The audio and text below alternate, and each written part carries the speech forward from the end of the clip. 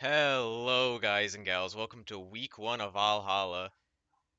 Week 1 of Season 9. Today we are going to be watching Overlords Loki Division versus Feeding Frenzy Loki Division. On Overlords, we have Freaky G95, CuddlyOso, Polydeuces 17, Satingraph, and a Reqzerqr, I believe it's called. And on the side of Feeding Frenzy Loki Division, we have Jrox, Charles Angel, Cranezy, Big P 209, and Paisley 12. Should be an interesting set. So far, we see some pretty standard bans. Tiamat, Athena, gods that are looked at pretty frequently for the banning. Go ahead real fast and change these names. Oh, this is Paisley and the waifu crew. Yes, sir. Paisley and the waifu crew versus Freaky G. The mics are on now. Yeah. I've heard a lot of good things about this Feeding Frenzy team. I've heard that Big P is a hand cannon. So it'll be interesting. I think Big P is the mid laner? Maybe? I can check real fast. I've heard a lot of good things. I've heard a lot of good things about both teams so far. I know Freaky is a Thor move down this season. And so is Oso. Yeah, so is Oso. So Big P is mid, Cranezy support, Paisley is ADC, Charles is jungle, and Jrox is solo. And on the sides of Overlords, Freaky is listed as a sub, but Polydeuces is solo, Reqzerqr is jungle, Satingraph is support, CuddlyOso is ADC, which means Freaky G is most likely playing mid. Interesting. So we do see the Cucullin banned out. Not normally a ban. You see in the first 3, but maybe they have a solo main, or maybe they have a Cucullin main on the side of Feeding Frenzy and Jrox. Yeah, I'm not too unsure on that. Really, more what I'm looking at that I think is a little spicy is that Poseidon ban. Yeah, that Poseidon That's ban that just came spicy. out. Big P must be a shark on the Poseidon. Maybe we'll get to see a game too. We do see a first pick hover for the Khepri, a swap to the Ymir, and we see it get locked. I'm glad they didn't go to the Khepri. That's not something you really want to see get Yeah, first picked. It's really easy to abuse. right. You can just make his life miserable. I mean, Ymir, you can still make his life miserable, but it's a little bit more But he difficult still with has the that utility slows in and the the wall, CC. the Yeah, CC, and he at least gets his damage off before he dies. Khepri, at the end of the day, he'll always have that res.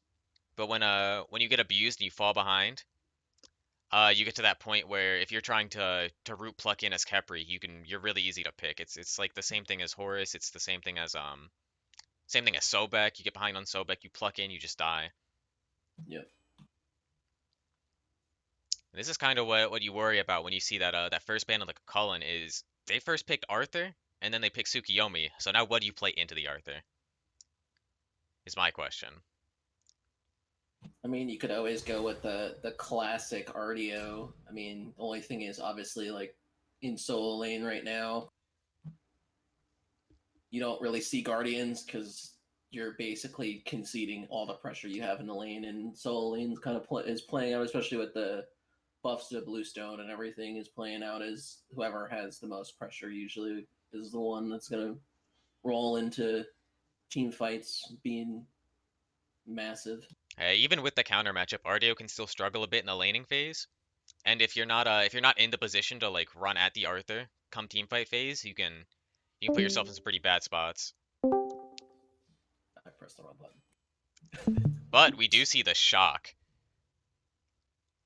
Shock is actually what I picked last time I had to face King Arthur, and it went a lot better than I thought it would, to be honest. Yeah, I mean, there's always that meme with Chalk, right? That once you hit 12 minutes, he is basically useless. Of course. Um, so But Shock does have everything you're looking for in a King Arthur matchup. He can clear safe. He has his sustain. He's pretty tanky. He gets his damage off. He's got a safe ultimate. Hard to gank. Good if you're at least looking to stalemate the lane. yeah, well, and even if the Tsukiyomi dives, right, he can ult the Tsukiyomi ult, and if Tsukiyomi is If in the ult, then Tsukiyomi he's ends silenced. anywhere near him, Yeah, the he's gonna get Tsukiyomi's silenced. Has to be. It's Yeah. didn't say anything about this Raijin pick, but I do actually really like that pick here. I haven't gotten to see much Raijin yet, but Raijin does notoriously do pretty well into tanks. Yeah. I mean, the Raiju just does so much damage late game with the bounces and stuff. Oh yeah, he's super easy to spread damage. He spreads anti-heal. The mark, letting him see invis targets, which could come into play versus this Danzaburo. And generally, he's Yeah, kind of hard for our the King Arthur to get on top of. yeah the Trash Pandas played Loki team played Raijin today. Actually, both sides played Raijin in their game. So I don't know. Maybe it's a Loki preference to play Raijin, but he is definitely a strong pick. And we do see two support bands coming out from the side of Overlords, maybe looking to stall a bit of the aggression to the Ymir. It's two supports that could easily lock down a Ymir. Looking to not get focused so hard. We do see the Ganesh pulled out.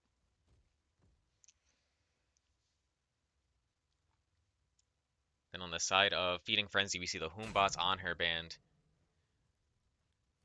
trying to get away from the big team fight ult in the jungler. Looking to win in the team fight stage, maybe. Yeah. See a Medusa picked as well. We have seen that picked in the SPL, and hold on a minute. This could be spicy. This is so spicy.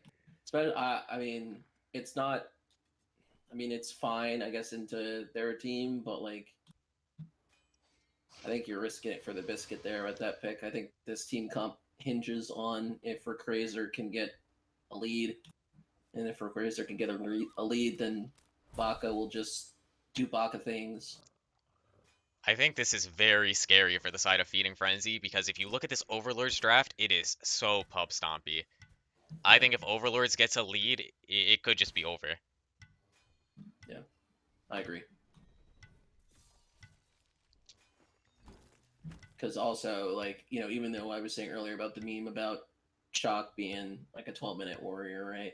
Yeah. If Chalk is ahead of King Arthur, like, and is super ahead, like, it will literally 100-0 anybody in that back line. Oh yeah, if he sees this Kukulkan and he's even like a level or two up on the Kukulkan, it's alt, axe, torrent, gone. Yeah.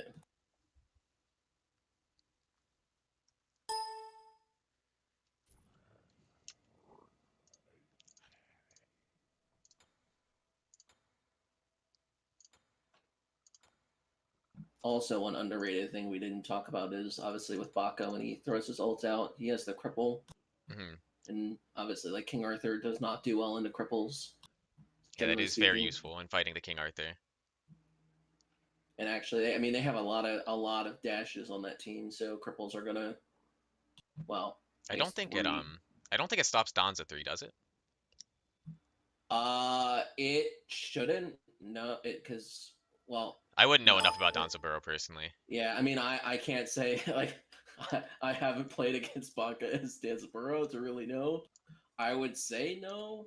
But the other thing about the Danza 3 that would help into the Baka is you do get a little bit of I think it's basic attack mitigations when you're in the not when you're in the leaf, but when you're in the circle there. Hmm. You get the So base attack that would mitigation, and then you're yeah completely immune to slows. So the yeah Bach ult isn't slowing you, the Shock Rain can't slow you. You do get that partial haste. In fact, they do have a lot of slows on this team now that I look at it.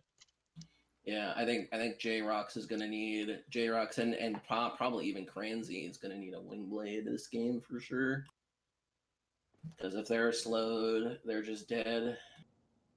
Like if that Baka is on you, like your Ganesh silence isn't gonna do anything because he's just gonna auto you to death I with do true notice damage. that something I'm not a fan of is the Ymir has horrific, right? That's completely fine. Yeah, So you assume they're looking for an aggressive duo lane, but the Medusa doesn't have an HP pot. The Medusa has a mana pot and a multi pot, and I feel like that could really come to bite them back. yeah, yeah. I agree there. That especially if this Ymir is looking to be aggro, and then the other thing I noticed too is the Ganesh having shell. You know, you don't see a lot of shells since it got nerfed. It's not necessarily bad. It just feels like there's better relics to start with. I mean, Yeah. obviously you don't really start with Blink on Ganesh, but Yeah, of course. you know, maybe like a Sunder, or I mean heck, he could have even went like a Horrific or a Sprint or something. Sprint might have been good since they do have all those slows to help with that. Yeah, I understand the thought behind the shell, but you also have to consider that with Bakasura, it's not reducing the true damage, only reducing the basic attack damage, and Bakasura usually just stacks attack speed and plays for the true damage, and like his kin size Right. procs. Yep. So Shell not the most useful relic without the block stacks against that character. We do see an early pause coming out. I'm glad it's not stasis mode. Other than that, pretty normal starts. I did actually miss when I was looking at the Ymir build. He does have Sentinel's Gift instead of Benevolence, which we usually see nowadays. Yep. I don't personally have an issue with this item, but you just don't see it that often. I don't play It's support, kind of so funny because like I would think if you're gonna go that starter, I would go it on Ganesh, right? Because you're guaranteed to not get the last hit, right? yeah. And you have like So that increased assist range. right, so you're gonna get a lot more value out of it. But it's not necessarily a bad pickup for sure. And also, I happen to notice as I gandered that Freaky is doing shock things over in the solo lane. You see that King Arthur is cruising for a bruising here. He does also have a But TP, so he is looking to get this early pressure on. yeah,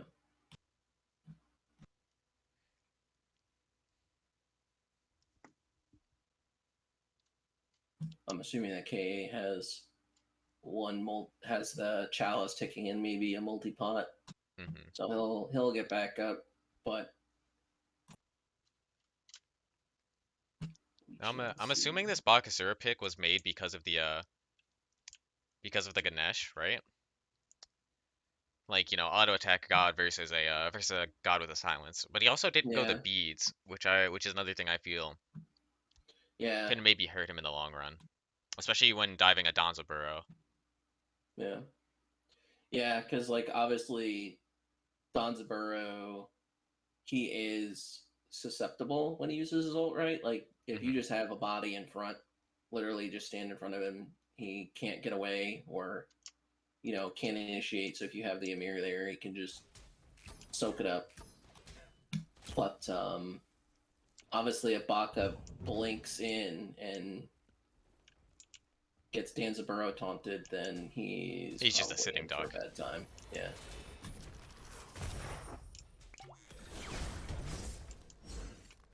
You do see a gank coming out from the Tsukiyomi. It doesn't look like he knows where to go in at. You do see the ward coming out from the Ymir, and it will spot out the gank, and they'll just back up, and nothing will come out of this. Yeah. A little unfortunate there for Tsukiyomi. Not really anything there. They also were pretty healthy, so I don't know. Even if they weren't aware, I don't know if they actually get that or not. But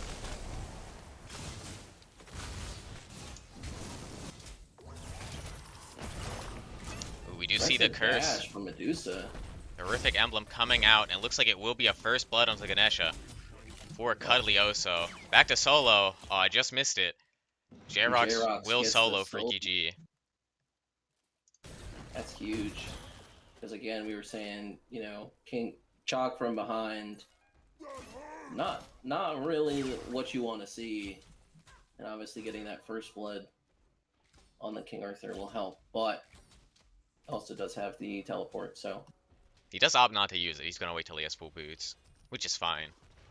yeah, it's probably slightly better that way because the wave's not really pushing either.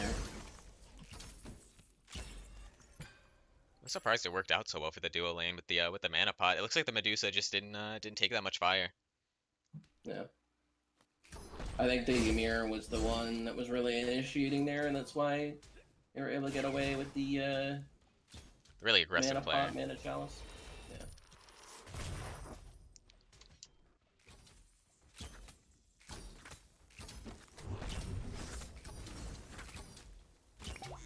Takes wall there from the Ymir.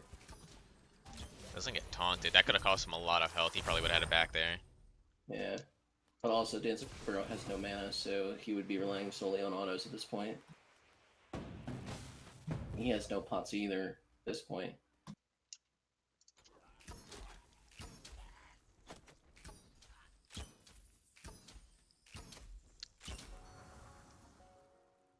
We do see some standard pickups coming out from the side of Feeding Frenzy. We see the Reinforced Greaves, the Warrior Tabby coming out from the solo jungle.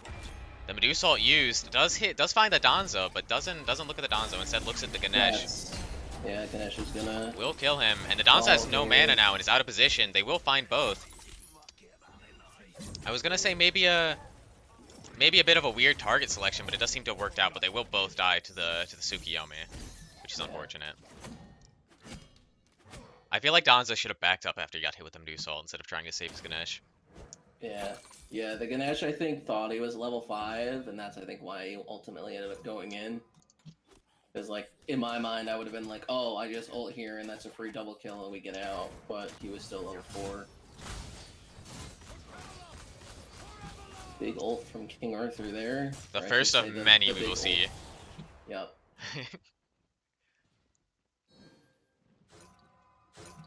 Also, I'm just looking again at the ADC builds. You know, being an ADC player, I'm a little surprised, but not really surprised, I guess, that we see Medusa rushing the Transcendence, and I'm personally more of a fan of the boot start than like. I know obviously yes, getting trans stacks as early as possible is best, but I feel like for me it's my comfort to go to boots. Yeah, I get that. Like personally on an aggressive ADC, having the extra movement speed, especially on a guy like Medusa who has the passive where you're able to move sideways and backwards faster. Yeah. It really makes you able to get in there. And then also too, like she has the easiest dash to block in the game. Right? Of course. Ooh. Good beats from the King Arthur. Yeah, good beats. Yeah, maybe a bit premature on the Reqzerqr ult. Could have waited. Maybe caught some more out. But at the end of the day, I feel like he would have just King Arthur big ulted away. Would have been fine. Yeah.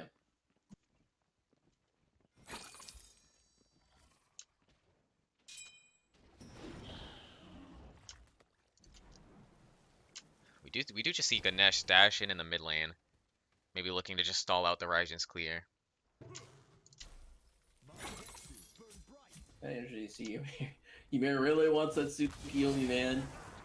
Hey, just being a pest. That's what being a sport is about, you know? Yeah. Just it's gotta be as annoying as possible.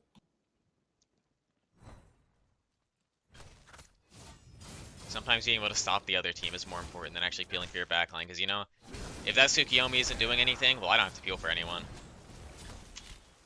Oh, we do actually see a solo kill off the rocket. That looked like it might have been a 100-0. Or close to it, which is really unfortunate for this Medusa. If she got taunted, like, again, like, that's the thing. If you don't have the boots, then it's that much harder to sidestep the taunt, right? Mm-hmm. Even if you do have the extra side-to-side movement. Kind of have a feeling it was just they didn't understand. They dashed aggressively, and like that's if you dash aggressively into a Donzo, you're just asking to get you're just asking to get rocketed. Yeah. The Medusa also expended the beads there, so the second this Donzo ults back up, he's just gonna look to do it again. So very scary for this Medusa. I would like to see the Ymir maybe look for a gank over there, because he can wall off the ult. Sadly, he can't wall the Leaf. The Leaf will go through the wall. But if he can like catch a good freeze on the Leaf, it's really bad for the Donzo.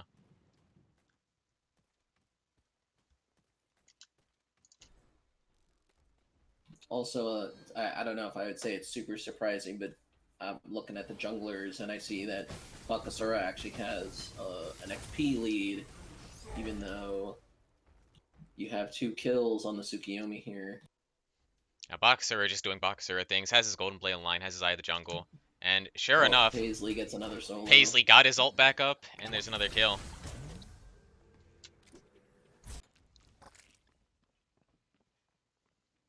Yeah, that lane is starting to look a little rough there for the Medusa. I mean, they both ended up going the trans start, so Hmm. like it's not the worst thing that they didn't get the boots, but like I think it would have been worse with the boots. But these side lanes are kind of getting out of hand for Feeding Frenzy. Yeah. Well, you mean Overlords. Yeah, I mean, like on the side of Feeding Frenzy, they're Oh, looking like yeah, really yeah, good. no, okay, right. I was Yeah, thinking yeah, the op. Yeah, yeah. I we're get you. saying the same thing, just thinking differently. Got it. Yeah, yeah, yeah. You got a level lead on the Arthur, and you've got a level lead on the Dance Burrow, Feeding Frenzy. So both of them have 2 kills. Yeah, both of them are looking insanely scary. Especially because they're against 2 gods you don't really want to see behind against Shock and Medusa. Both gods that aren't going to do the most from behind.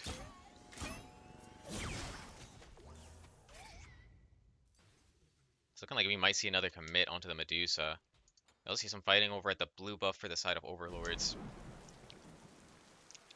It looks like the King Arthur does get the blue. It looks like it went down a bit ago, so maybe Shock was just trying to walk back to lane. Doesn't get hit by the taunting, thankfully. So does manage to get the dash off and live. Could have been a bit ugly. Yeah, if she walks up though, you see the Tsukiyomi lurking in the jungle there, although Ooh, it with gets the caught Medusa. out by the Ymir. That was a really good Ymir freeze into the ult, and does ultimately get punished for that aggression. Yeah, unfortunately for Cuddly, he did get his he got his Medusa ult walled by the Ymir, but it does still end up working out because there's just enough damage there.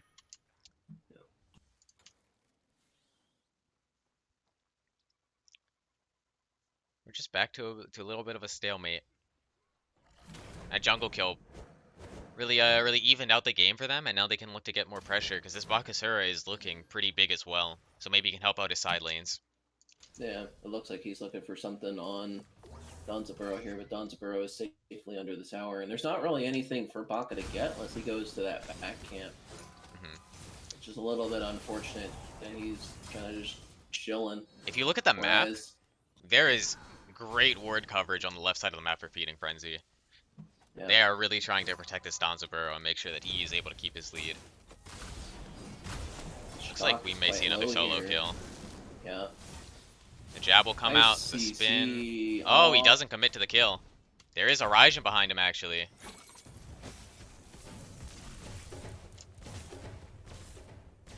I would have liked to see him maybe dash before going for that. Does not get anything there, and Bakasura is here as well. Baka will ult for the cripple. And they do catch out Jrox, but it looks like Shock is still a bit out of position. And will die to that Cuckoo one that did so much damage. Yeah. That's that Bukathos Kukulkan online.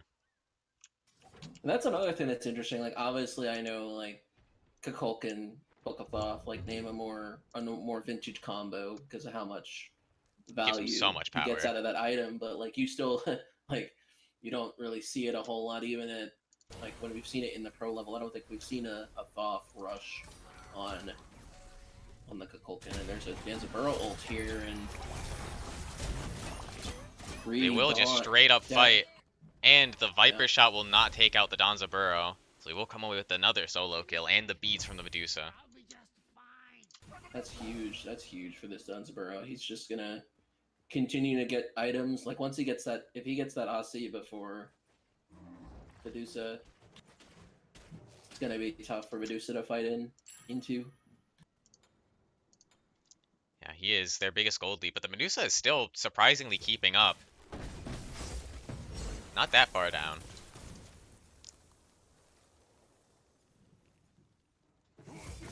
Otherwise. Yeah, and I will say another thing too, like, since we're hovering over this Raijin I think has had some really solid rotations, whereas Kukulkan, I mean, they had the one rotation where they got the kill onto Freaky, but I feel like they've been kind of sitting in the mid lane and farming, which is fine. Like, obviously you have a stacking item, so you want to get as many minions as possible, but at the same point, wonder if they would be a little bit more ahead if they had some rotations. Mm-hmm. Like, other people would be ahead with those rotations.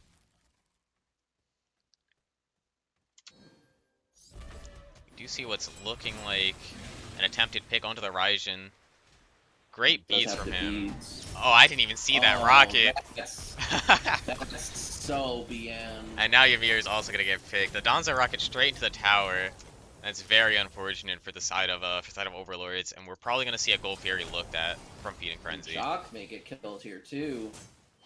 Shock should be fine unless King Arthur has a big ult. Looks like he. Oh, There's the big ult.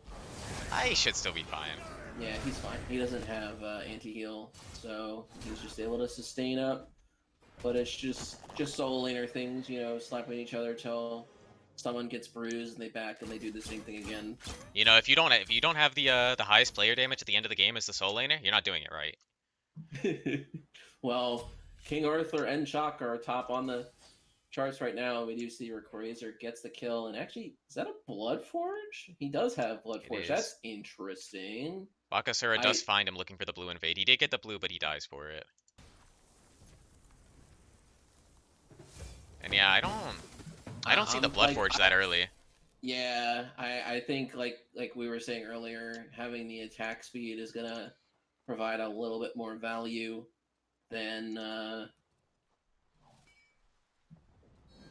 Blood Forge. Like obviously 75 power is a lot of power on a physical god, but Of course. at the same point, do you really need lifesteal on a character where you have lifesteal? There's also Especially at always this that point in the game? there's always that toss up when he was only 1-0 when he bought this Blood Forge, right? Blood Forge is always a weird pickup when you're down, because you don't know if you're actually going to be getting those shields, those big shields with the Blood Forge proc. You see the Coconut use to try and self-peel, but he will go down to the Raijin and Ymir ult. Yep. And now he's And kind of like also- he's kind of delaying his and power spike. Yeah. Well, also too, like this Bakasura is level 16 at 15 minutes. Oh yeah, he's big. He's farming. Like if this Danzaburo gets spotted out here, like Danzaburo is literally the only person on this team that could, in theory, fight him, and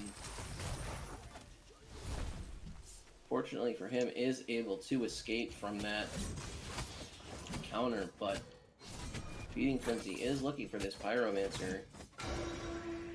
Good calls from the side of Feeding Frenzy. Able to get the return Pyro for that overcommitment onto the Danzaburo. 4 people on the duo side of the map, free Pyro. Pretty simple. That is Conquest 101. You got a bunch of people on the other side, and there's an objective up. Go do that objective.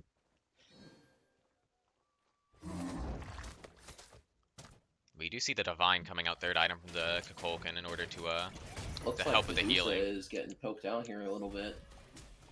Nice grab, and the beads used by the Medusa as well. And unfortunately, there's not much else to do there, but Ymir gonna try to ult, get some damage off, but you also see that Raijin ult, and Raijin is able to get the kill there onto Big P. Was a little confused about that ult first, but it ended up paying off that you're able to do things in. And they are just running this Feeding Frenzy team out. Yep, and that's going to be a dead Tsukiyomi. And King Arthur is here looking for something, but I don't know if you even get a kill here. You do have the Danzaburo, but... Oh. He will just rocket away, so it seems like they have agreed to disengage. Yeah, I think that's the call here. That was a great fight from Overlords to put them back into this game. They won't end up stripping out the jungle, but that does put the gold lead back to even, basically. Yep. Yeah. I mean, it's gonna be really scary that this Bakasura is just farming. Yeah, this Tsukiyomi just isn't really putting out the same pressure this Bakasura is. He is commanding the map right now. Even if he's not killing anyone, he is demanding respect. You can't just ignore this Bakasura at this point.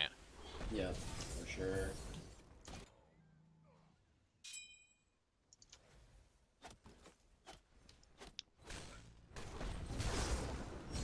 kind of interested to see what he goes next. A bit of in this scrapping build. going on over here.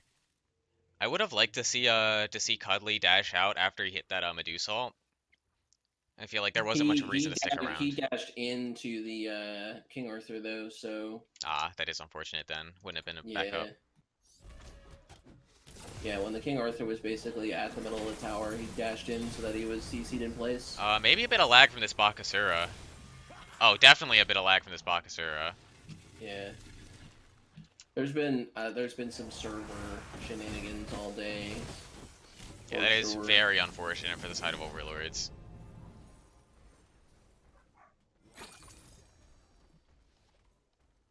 Not what you like to see out of the person who is the most fed on your team. Yep. It's not much you can do about it, which is unfortunate. I'm expecting to see another pause here. Go for the gold. Yep. Pretty soon, maybe after this Gold Fury fight. Feeding Frenzy does get it, but it looks like the King Arthur is going to fall to CuddlyOso. That may be a Ganesh kill as well, if there's any follow-up, but it looks like they're not going to. Bakasura went a rage. Oh no. Not like this. I know he's really big, but I do not like this Bakasura build. No, me either.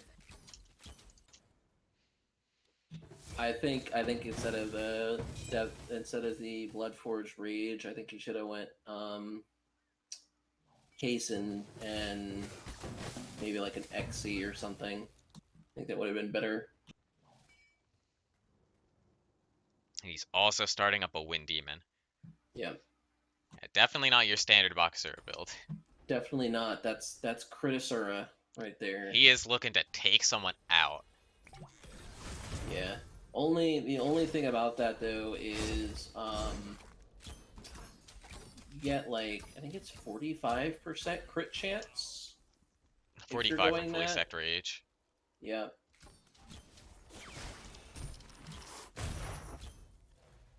I don't know. We'll have to see where he ends up. Also interesting to notice that the Ganesh went Contagion.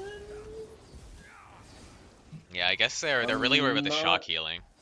Yeah, but would you rather have that or would you rather have anti-crit? Or I mean, I guess they may not have known. Yeah, I would agree, but I doubt they've seen that this Boxer is building crit. Yeah. And he does just get taken out by the Coconut.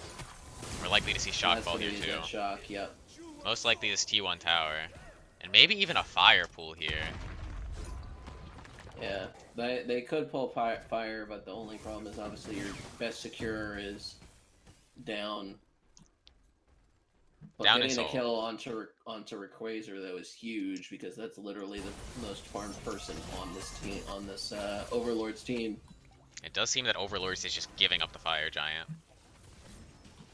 I don't mind that. I do think they have the range and the defense with the Ymir wall to where Polydeuces could have looked for the steal or maybe looked to pick someone after the fire. Yeah, I think they even could have tried to contest it a little bit with a Raijin. Raijin could have gotten away. And if they had the Ymir there, the Ymir could have at least stopped some of the pressure from getting to Raijin. They do have to worry about the Tsukiyomi ult though. Tsukiyomi being able to follow him through the walls, follow him through his dash. Is a bit scary for Polydeuces, but if the Ymir's there, it shouldn't be too big of an issue. Yeah. In fact, it could even lead to a pick. If he dies, you just go on the Tsukiyomi, and like I mean, at that point, if you're not using the Raijin ult to secure the fire giant, you can just use the fire giant or the ultimate to CC him in place. Just fear taunt, or taunt fear, whatever floats your boat. It's not something you see very often, especially with Serrated recently rising in popularity. We see the 4th item Titan's Bane coming out of the Tsukiyomi. I'm not against it, but if he wanted Pen, I would have liked to see him go the Serrated. We do see a massive Suki ult coming out in the back line. And that little bit of extra lifesteal also would help. Big ult there from Cuckoo. I think it only hit the Ymir though, but the Ymir is going to fall. Overlord just getting caught in their tier 1 tower against a team with Fire Giant. Maybe a bit of a miscommunication. Yeah, Baka is just like, I'm gonna split push. continue looking for farm, which I don't know is the right play here because they're gonna lose this Phoenix without their Baka there. Like, sure, getting farm is fine, but it's 23 minutes and you're already level 20. Like, I feel like if well, he does go back to it now, but I feel like he should have gotten this tier 2 tower sooner if they were going to commit to the split push, because he never backed for them. yeah, yeah. I mean, they could. Feeding Frenzy could, in theory, attempt to push, but you do have the Emir and the Medusa spawning, so probably not the. And they have no minion wave, so yeah, not exactly the easiest push. no. It looks like they're going the more safe route, which is get the T2. So they're essentially wiping all the towers off the map. So you just got the Phoenixes left, and now we're in the position where the worst Phoenix in the game is down if you're looking for fire defense. right. So it's not looking too good for Overlord's chance of coming back into this game anymore. Yeah, it's gonna be a climb, that's for sure. I mean, even like it's a little surprising to me, like when I see like a fairly large disparity in the supports. They do have a 2-level lead on this Ganesh. Baka's looking for something, but ultimately doesn't get anything for that jump in there.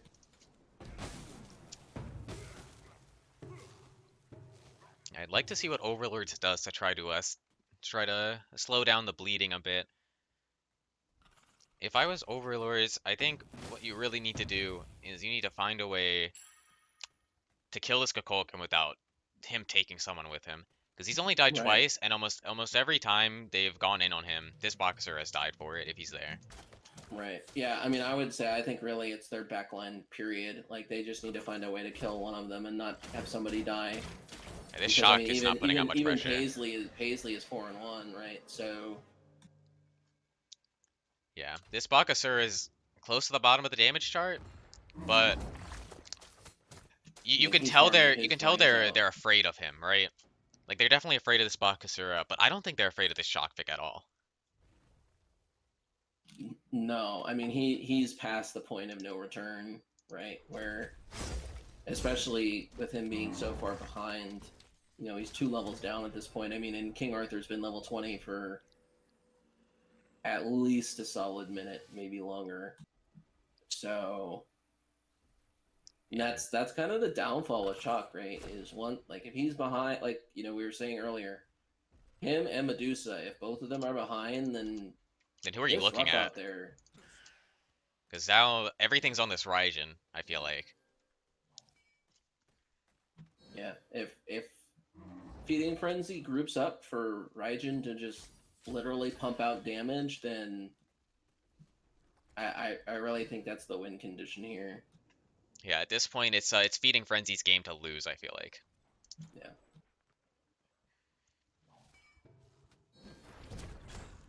It's a little interesting to see that they're seeding a little bit of pressure around this Fire Giant, because they definitely do have the level advantage, and they also do have a 10k gold lead, and it's also a 4v5 since you have the Medusa there. We do see a fight going on, and Kukulkan ult comes through and hits nobody, and this Ymir is going to fall here.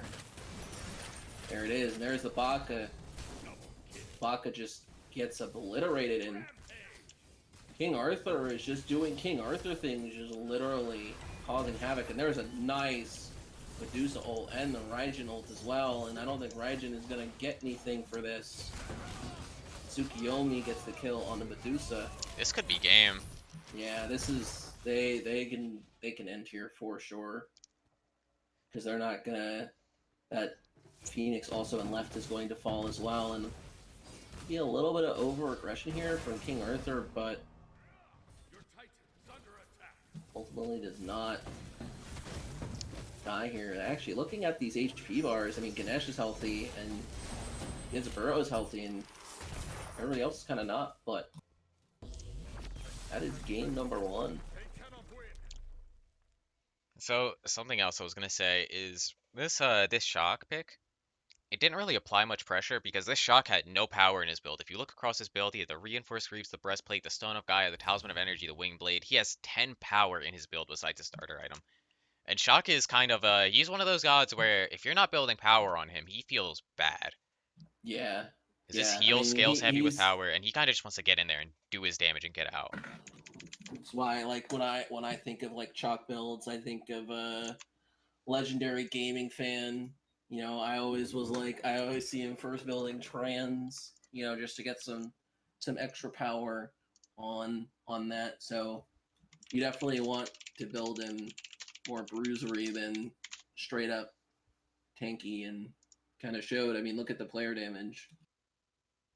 11k versus 24k for the King Arthur. I'm just gonna restart my game so there's no spectator issues. Okay.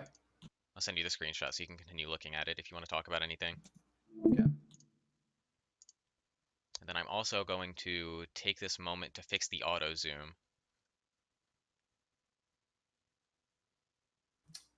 Uh, and like I don't know. I think Reqzerqr spent too much time farming and not enough time fighting. Like, sure, it's great that you were so far ahead in terms of levels, but I don't really feel like that Bakasura was impactful in any team fight whatsoever. He just kind of died. Hmm I So think I he think got a lead and he didn't do much with it. right, he just kind of was continuing to look for farm. Like, I mean, the epitome of that is when they got the whole basically they got the T2 and the Phoenix on the left side while he's stealing the speed buff, and they get a T2 mid in return. Which, like, it's not the worst case, but I think if Reqzerqr was there, I don't think they get that Phoenix and left.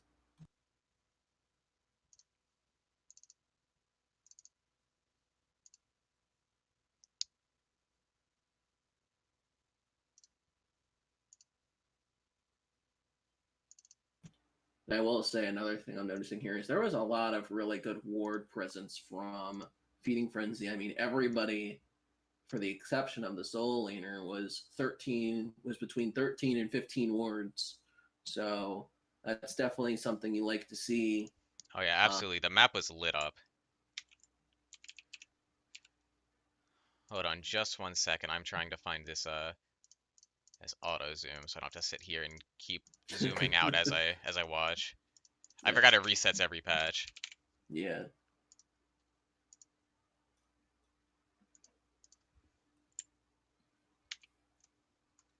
And I think CuddlyOso kind of got punished for playing an immobile god. Looking at Yeah. it, I would like to see them like look for a little bit of it in Medusa's draft. fine, but like I don't know, it was just maybe aggression at the wrong time or what. But like it's always tough because like I know in ADC it's always like you're trying to, if you're behind, try to make a play to get back in the game. But it seemed like whenever Oso tried to make a play, Paisley was just ahead, and there wasn't really much they could do. So Mm-hmm. Alright. This might is going back up right now. And then we should be on to game two. Hopefully it's another good one. I hope so. I do think for the majority of that game, Overlords did put up a good fight. Towards the end, they sort of started Yeah, to fall off, but they were looking good come mid game. yeah. No, definitely, definitely. They definitely looked good early and mid, and then I think like kind of like I said, late game with Baka kind of didn't use the lead that he had and just was kind of continuing to farm as opposed to looking to engage on somebody. I mean, when you have a jungler that is barely 8k player damage, especially a god like Baka, right? And their support does 6.5k. Like that's not a huge gap in a 20, I think it was like 23, 24 minute game.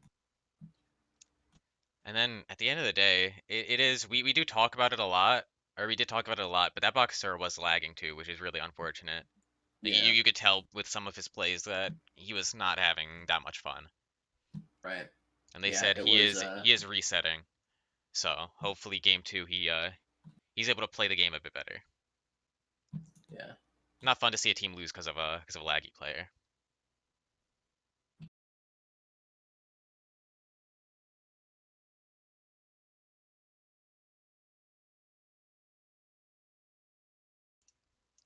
All right, and we are back with game two of Overlords Loki division versus Feeding Frenzy Loki division. Starting off, we do see a return to the Athena ban.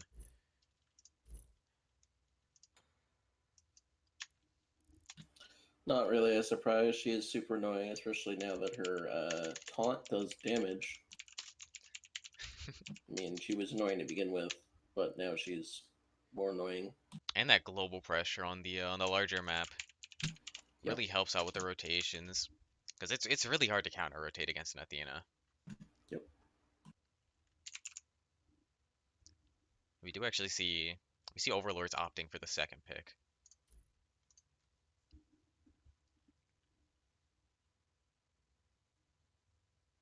Another Poseidon ban. I guess they really don't want to play against this Poseidon. We see a Chiron ban as well. They That return to the Poseidon ban.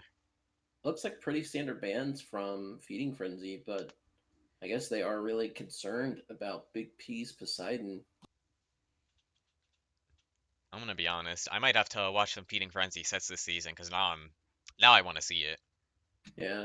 If they're banning it right off the rip, they have to know something. There's no way that they're just like, oh, Poseidon's good, because Poseidon is not good. Yeah, they must know something I don't know. Yeah. And for the third ban, we do see them ban out his Kukulkan. So they really don't want Big P to pop off. Maybe that's what the P stands for, Big Pop Off 209. Yeah, a lot of respect coming out for Big P. I hear 209 was actually the numbers that the 408 was originally going to use, but he just had so much respect for Big P 209 that he couldn't take his Yeah, numbers. that's interesting. Hashtag knowledge. Totally accurate. We're not making that up. I actually heard it from a credible source. I heard it from Aggro. Uh huh. Yeah, me and him actually go way back. We went to kindergarten together. Nice. Taking a bit of time to figure out this first pick. Uh, they do have a bit to experiment with, but they do go back to the Donzaburo. They could have maybe just locked the King Arthur first pick. I would love to see them just return to their draft, like I said earlier. Besides Yeah. maybe the Tsukiyomi. But I think I'm not a huge fan of Tom picking the Danzavero either, just because it is so easy to punish. yeah, especially if you draft a god like on her. Yep. But their side lanes did really well, so I don't see an issue with returning to the same gods.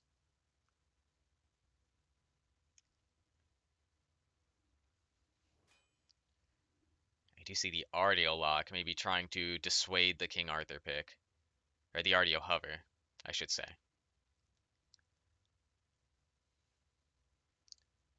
And even if they don't lock it here, it could just be mental warfare, you know.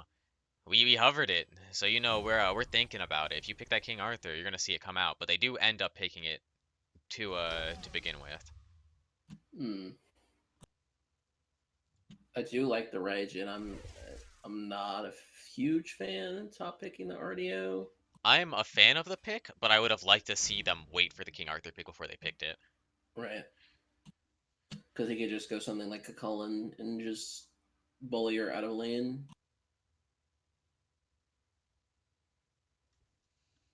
We do see the Emoja grouping up with the Danzaburo. See, Emoja Danzaburo, that is a very strong duo lane for the side of Feeding Frenzy. I wonder how Overlord's gonna react. There is still the Sobek open, which I would like to see be picked here, maybe. Unless that's an RDO support. It could Which be an RDO also, support. RDO 2 does not stop Dancerboro from turning into a leaf, if you were wondering. No, sir. And the on her Danzaburo counter match does come out. I'm liking this top three a lot better for for the side of Overlords, at least in terms of the Anhur and still picking up the Raijin. I'm not sure how I feel about the RDL, but like you said, I don't particularly love. I don't hate that they returned to the Tsukiyomi, but Yeah, they could have got something I think that is better there if they were gonna go the jungler. and Skillsy, the RDO pick is to dissuade the King Arthur pick. I feel like personally, like right here, it doesn't cripple anything, but now they're a lot more wary about picking the King Arthur. And then we do see Cranezy on the Emoja. Emoja, Emoja's a bit weird. She is a very strong god if you can play her correctly, but we don't see a lot of people, even in SPL, that are particularly proficient on the Emoja.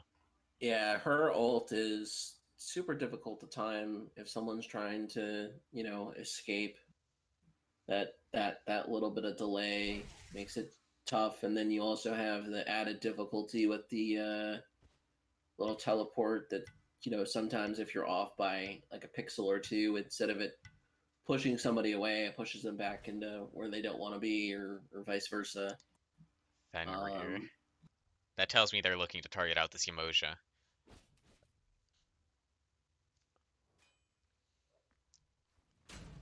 I'll also I'll also say there is a lot of respect on both sides. We do see 4 mage bans coming out from Overlords, and we see 3 assassin bans coming out from Feeding Frenzy. so that is an RDS support. Yes, it is an RDO support and a Cucullen solo. Hmm.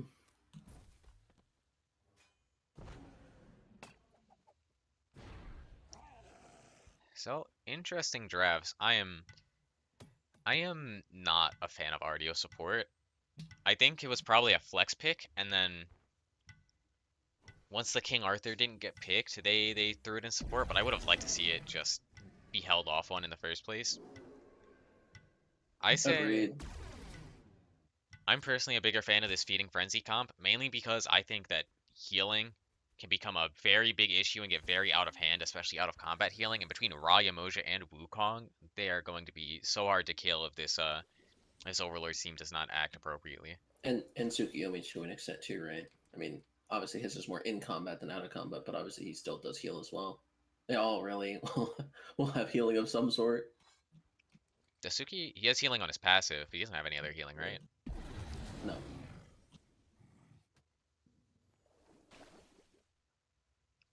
Yeah, they're all. Don's gonna have life steal. Just uh, just an interesting draft. I wouldn't say either draft is like anything crazy. I don't think any draft either draft is like top tier meta, but I do think they're falling like a bit back on more so gods that they would prefer to play, which is nice. No. Yeah, it's funny because there was a set that Snooze and I casted. I think it was actually the KWM Loki, one of their sets, and we both were like, "This comp makes no sense whatsoever." And then they came out and literally just raffle stomped the team that they played against, and it's like, well, caster's curse, I guess, right? So I mean, there definitely is something to say about you know sometimes um, in games it's better to play gods that you're comfortable with versus a meta comp Of if you're course. not comfortable with meta picks, And even especially even in then, Loki and I mean, I would say even in Thor too, it works. I can't speak for Odin because I've never played an Odin, but there is sometimes that comfort does actually make the difference more so than playing a quote good comp. right, because you have players that do just play what they feel like, and they do play their gods really well. Like I play a lot of Nike and Odin, and so does Seth, and I personally don't feel like either of us have ever had an issue like with the Odin, even though a lot of people think the Odin is a low tier god. So stuff like that, like as long as you're comfortable with what you're doing, I feel that can be way more important than playing the meta. Yeah, But even considering that, I don't think either team got a bad draft. Like I can look at all 5 gods on both sides and be like, all right, that's a reasonable pick. Besides maybe the RDO, Yeah. you don't see RDO that often. Yeah. I was gonna say maybe 9 out of 10. I think the RDO is maybe. I think like you were saying, it was they were trying to dissuade the King Arthur. Hmm. And she does start with an upgraded Sunder, so we're probably going to see some really early aggression out of that duo lane. Interesting. It's also interesting too. I haven't seen a lot. Like I know, in the early phases of the SPL, we did see people were going just the boots too on the supports. Hmm.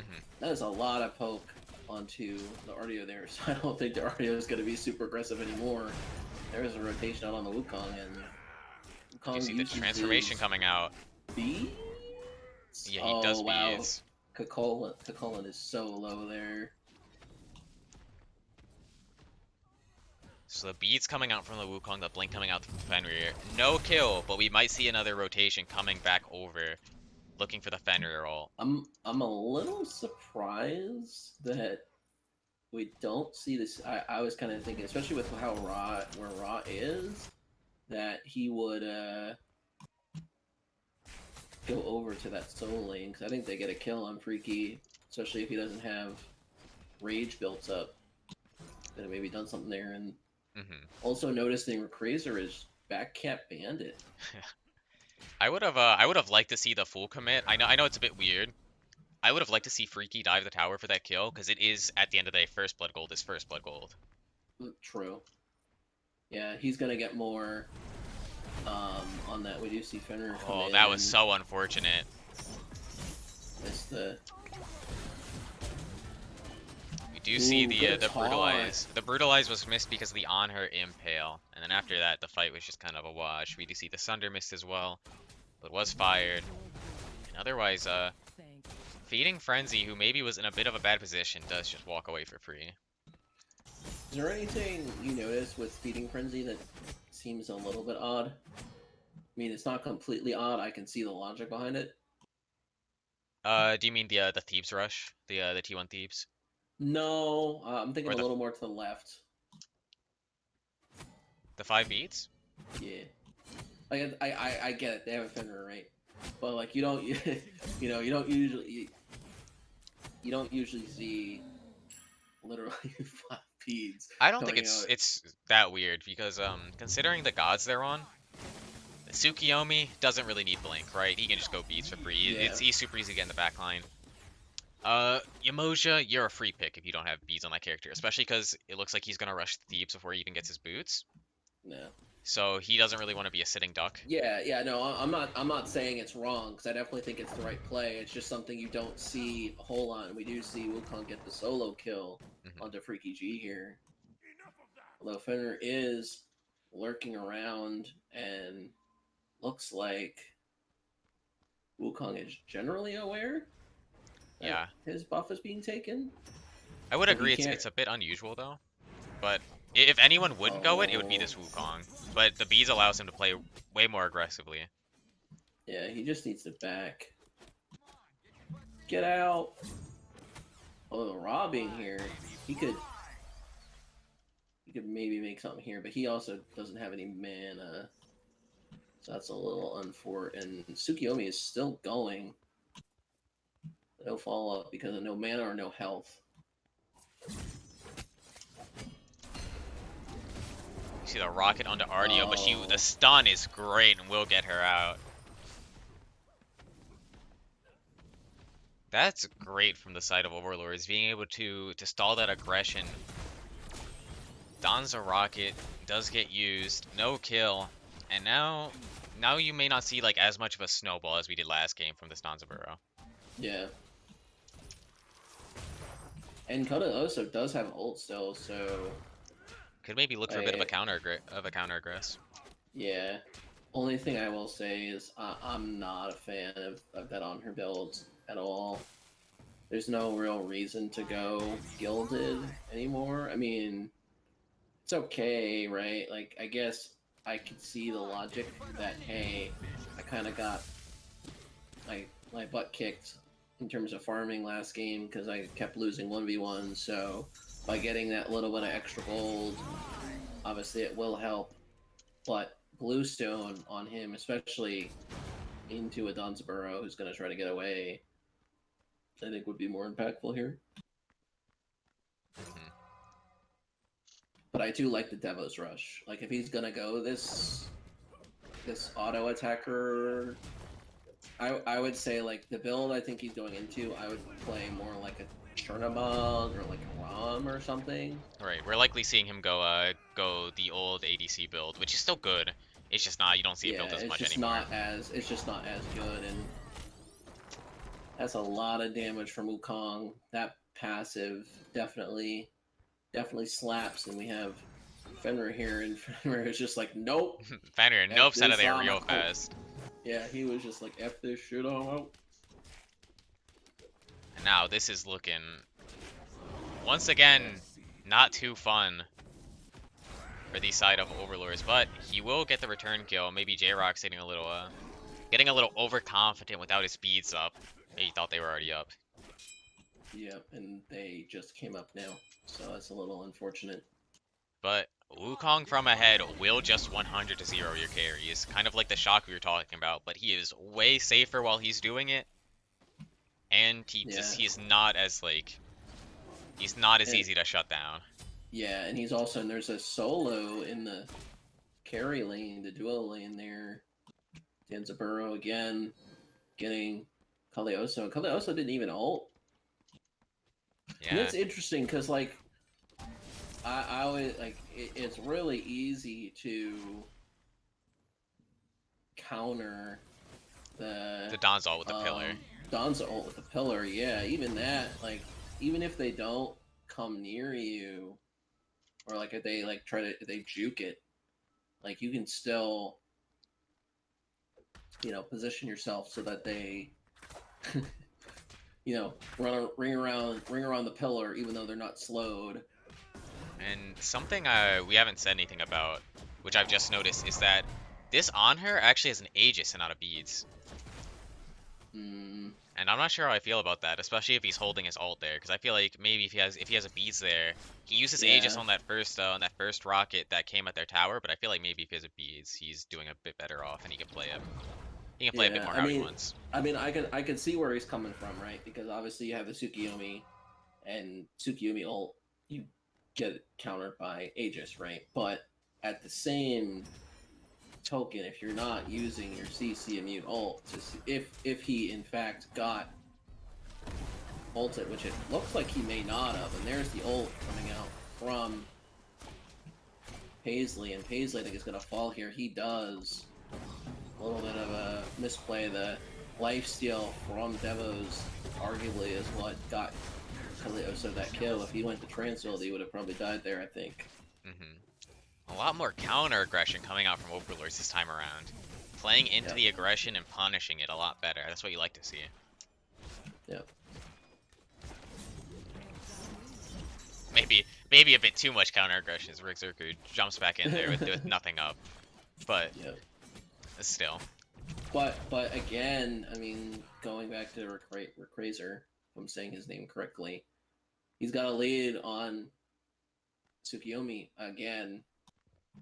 Like, it's not hyper farm. Like, this time we are seeing he's making some really good rotations, getting kills, trying to keep this soul lane from getting out of hand. Because, like you said, a Wukong from ahead, I mean, really any meta soul laner from ahead is going to bonk he's gonna bring his cudgel down on the mid's head. Yep. But like, especially Wukong with all that movement, 4 damaging abilities, a bluestone. Yeah. Sometimes people just don't respect that Wukong ult damage. His ult hits so hard. Yeah, well, especially because he's going the why can't I think of the name of that item? The lifesteal rush. A soul leader. Yeah, thank you. I couldn't think of what that item was called for the life of me. Like, I mean, he's just going to be that much harder to kill because at this point nobody has lifesteal or anti-heal.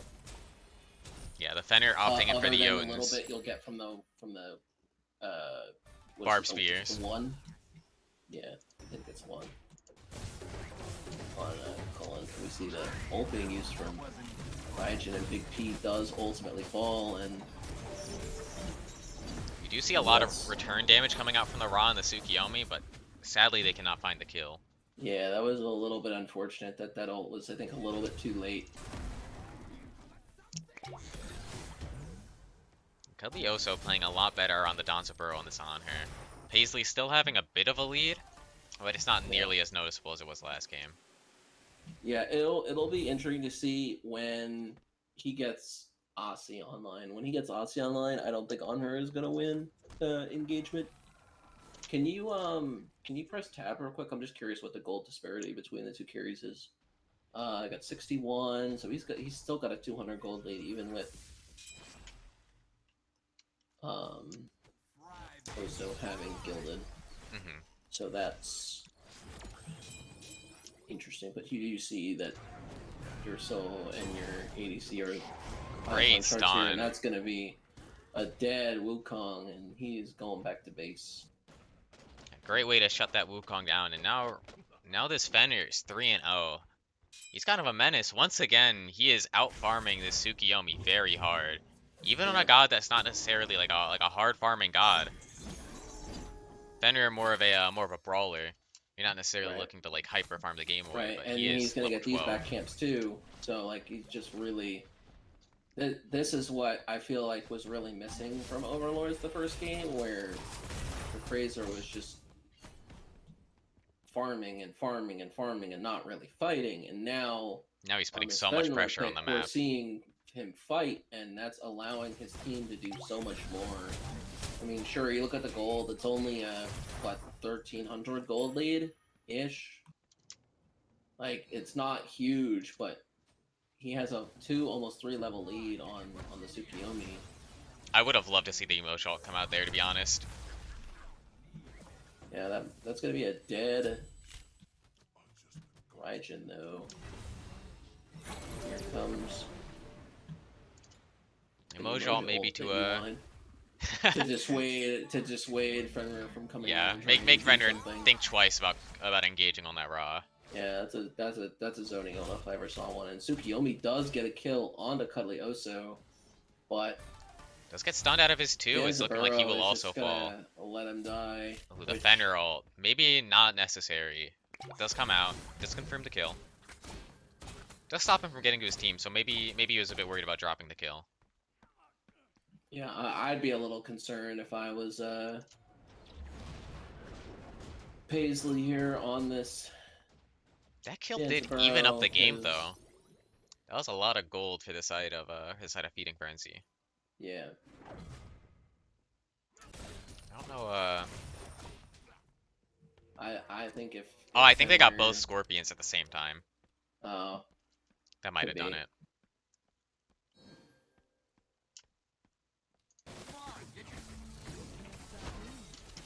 The game is pretty much back to a neutral state, but we still do see this Fenrir with a huge lead. So right now it's up to Paisley to push this lead out of duo and see what he can do with it. He just bought his full Aussie. Yeah, so now it'll be interesting, and you see Oso going into the crit third item, which is not bad. I prefer it from ahead than behind, but maybe he can swing some fights in his favor. Yeah, on her also it's weird because he does have the the flat reduction on his autos, right? So do you really need a third item Xe? Probably not. It's just difficult, like, because if you're not fighting, my mind is like, if you're not fighting tanks, like if you're just fighting the ADC, then go the crit. But obviously, if you have a support or a or somebody like a hybrid, you see the ult come out from Danzaburo, and he is going the wrong way. That is not the way you want to go.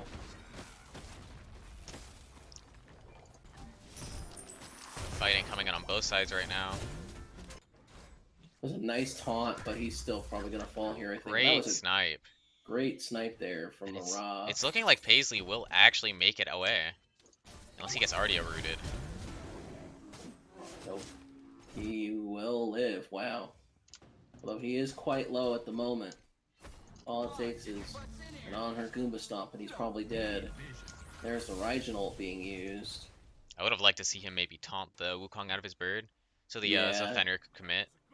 well, Fenrir's gonna come in anyway, it looks like. But there is a counter engagement there, and actually, all of Overlords, for the exception of this Cullen, is quite low, so there's not much I think they can really do here. I feel Feeding Frenzy could even pull a gold here with their double healers, For sure. but Although it Paisley looks does like, back, so yeah, it looks looks like like they're backing maybe we'll maybe a just little bit of concede. a. No kills for all that fighting across the map. We do see a lot of actives expended, especially both actives from both carries. Yeah, this next fight, if it's around that Cold Fury, is going to be a slaughter. I'm calling it now. Like, if there is a fight around an objective in the next minute, people are going to die. I would love to see Yamoja ult used to pick this RDO. If Yamoja can get a good ult and then block off this RDO's dash with her 3, she's basically a sitting duck. She's still pretty squishy because she doesn't have she didn't have all of her thief stacks online. It's just starting to get that pesty going. Well, it's interesting, you know, we were talking earlier about possibly the Thieves Rush, but honestly, the Emoji has less stacks than the REO. Yeah, I didn't see if she finished the boost first, which is what it's looking like. I can't imagine that they would have gone the Thieves first and would only have 12 stacks. It's also kind of interesting that she went the cooldown boots instead of the reinforced. Not something you would expect, and that is a lot of damage going on to Char's Angel there, and Char's Angel falls, and now that is Very late beads out of Yamoja lead to her falling. Yep, and that is most likely going to be a Gold Fury for Overlords here.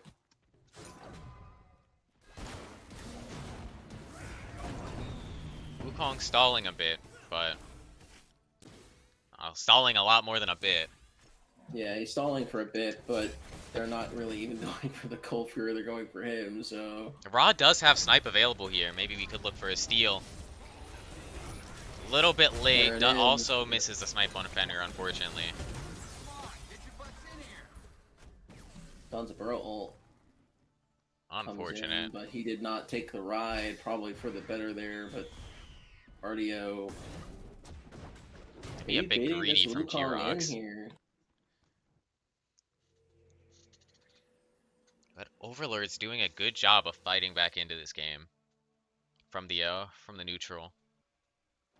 Yeah, I mean they have a 2K gold lead now. I mean, and that's without. I mean they have the tower, one tower down in solo lane, right? But they haven't gotten any other real objectives on the map. In that fight, I really like what they did there. They took advantage of the Tsukuyomi who was out of position, and they said, "Hey, look, this Yamoja, she stepped up to try to help the Suki who was out of position. I'm just gonna take her to my backline," and she Beasley, and she got punished for it. Dropped the ult, dropped the bees, didn't matter. Just so much damage coming out of this Overlord's comp. Yep. It's getting really hard for Feeding Frenzy to step up into it. Yeah, I agree. And especially you do have on her with crit online at the moment. What is the player damage looking like? I think their current saving grace is that pretty much the only anti-heal on the side of Overlords is in this Yamoja with the Pesty and the Cursed Donk. And otherwise, they don't have anything. So maybe if they could even out this game a bit more and just play around their healers, we could see some fights go better for them. Yeah, it's kind of interesting. I'm hoping that we're gonna see Divine come out from the Raijin, and it looks like On Her is gonna kill himself. That's a beautiful Yamoja, but it doesn't look like the team is aware. Maybe a bit of a miscommunication. We also see the Wukong falling on right side, but does get his ult off. That is gonna be a dead Suki. He actually went into the damage there. You hate to see it.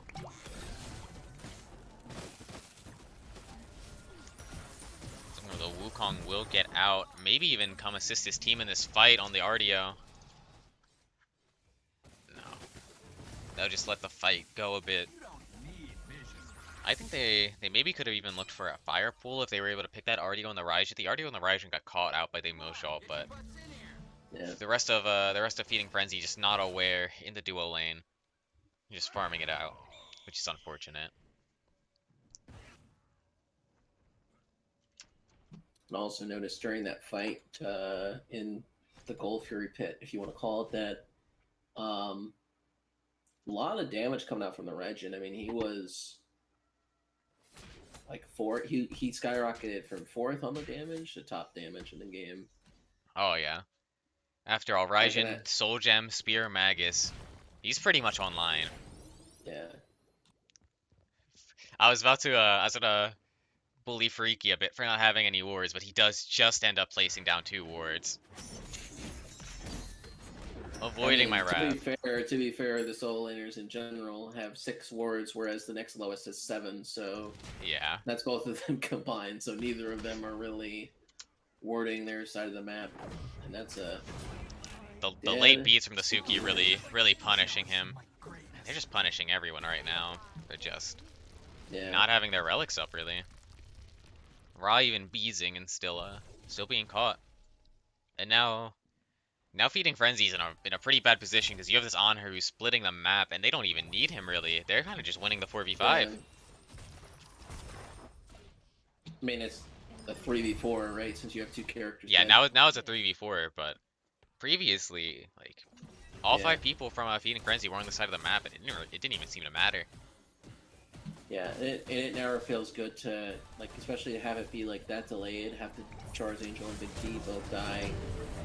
Delayed like that definitely does not feel good, and there's another kill for Overlords, and it looks like the Burrow is going to fall as well, and this is going to be a clean wipe, well, delayed clean wipe, I suppose. Charge Angel and Big P now back up. I think Cuddly there should have just taken the Phoenix. Yeah. And that or at least threatened it, because then they would get the T2 for free, but he's at the T2 in mid, so... Freaky. Maybe doing a bit of trolling there, blinking over the wall into the T2 tower. Maybe feeling himself a bit.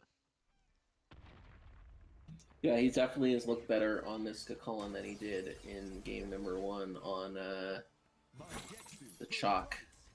Yeah, I've also loved this Fenrir pick. Yep. I mean, everything we said with him, exactly what we wanted. We wanted him to play team fights, and, I mean... he's been doing a fantastic job. I mean, he's the shining star of this game for sure. I feel like every single one of the kills, I mean, other than the 1 kill in Soul Lane after Freaky got soloed, have been super duper impactful. But it's not even to say that that kill wasn't impactful. Like, it keeps Freaky G in the game and prevents Jrox from farming.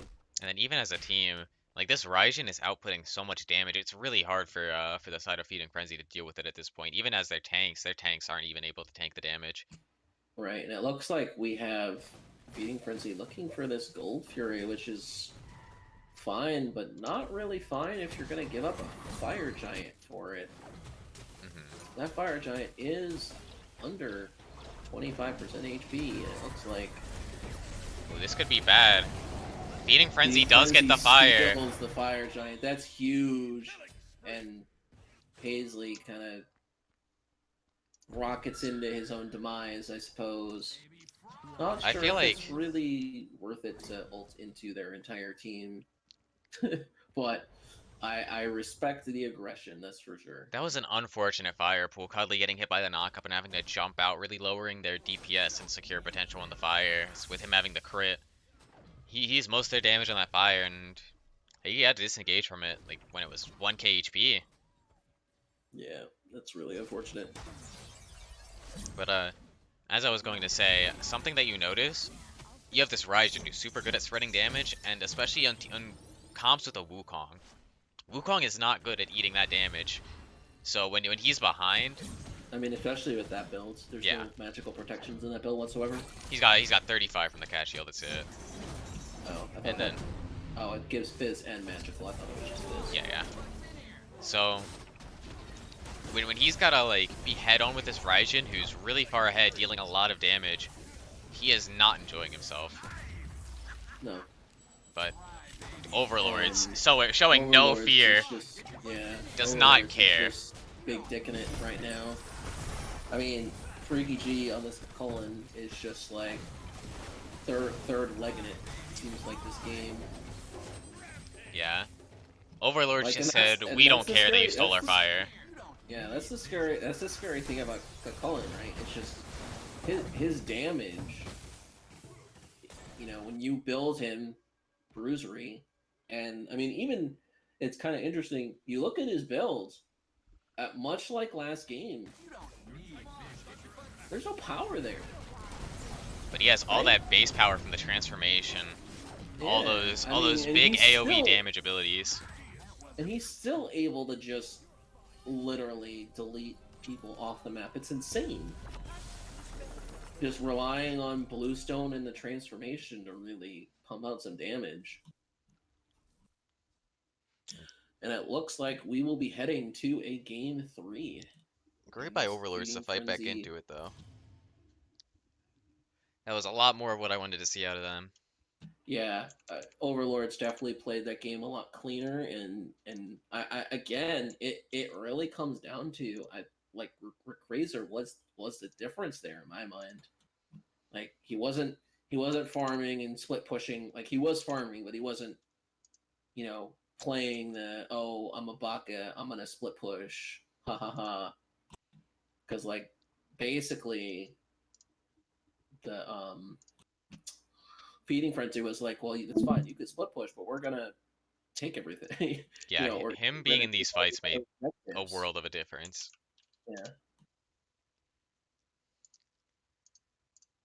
And I feel like that Raijin was just outputting so much pressure. It's so hard.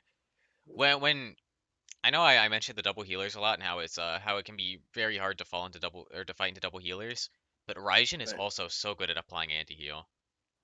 right. I mean, the Raiju, because it bounces through so many people, right? It definitely makes it difficult um to really do that. To just like sit around and heal because Raijin with his range, with all of he just has so much AoE between his ult, between his two, even his three really, because a lot of people play Raijin very aggressively. You do get like the most value out of that character if you're dashing in, really making your presence known. That's the wrong button.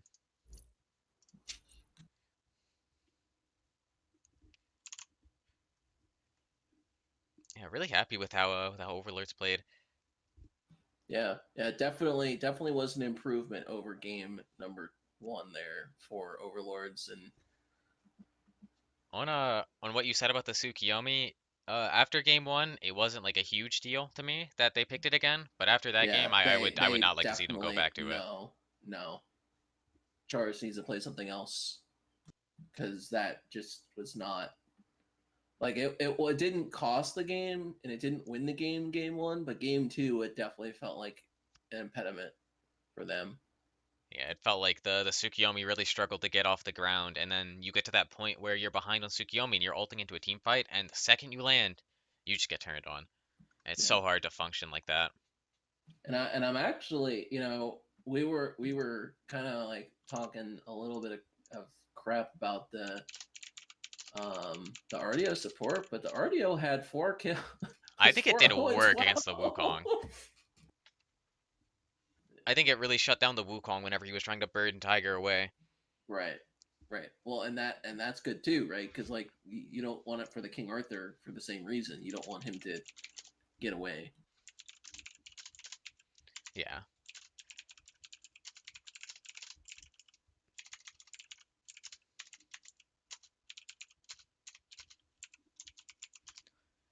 I also would like to see Paisley play something else other than the Ginsborough. Like I wouldn't say that game was remotely his fault, but I wonder just how differently that game would have went if he played something else.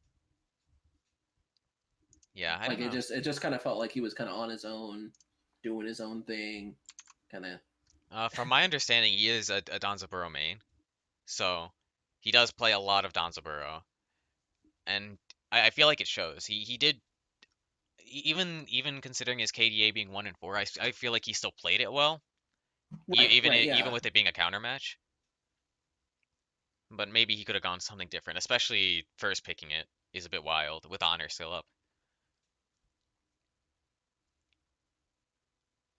So I will actually be right back. I'm going to go use the bathroom, but Okie dokie. I will leave it unmuted in case they start. You need to Discord stream it. You are correct.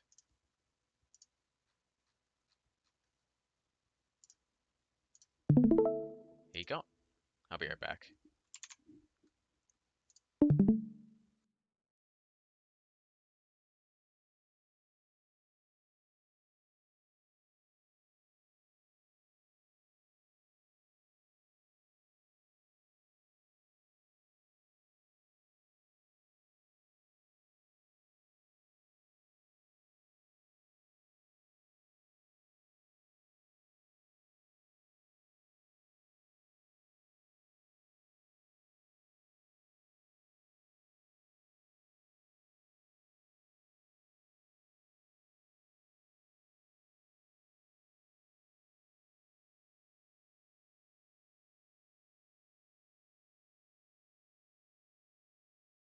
All right, and here we go into game number 3, our 4th confirmed game 3 of week 1 in season 9. Pretty exciting. So compared to last season, where I think we had 3 or 4 weeks of just straight 2-0s before we got our first game 3, and first ban out the rip is Tiamat. We see a Fenrir ban. I mean, that Fenrir definitely did stuff for sure for Overlords here. Definitely a respect ban with how much pressure that he was able to apply in the previous game. We see another Poseidon ban. Come on, man. We just want to see the Poseidon. We see another Kukulkan ban and a Athena ban. So again, they just see Big P as the big problem. Maybe that's also what the P in Big P stands for. It's a big problem for the enemy teams. We see a Raijin ban as well. So 4 mage bans in the first 6. That's interesting. Still have the Chiron available. The Gilgamesh is open, and they top pick an RDO again. Guess Satingraph really feels comfortable in that pick, or maybe they're again trying to do the same thing of dissuade the King Arthur or any character with a dash pick. Although we do see the Chiron come in.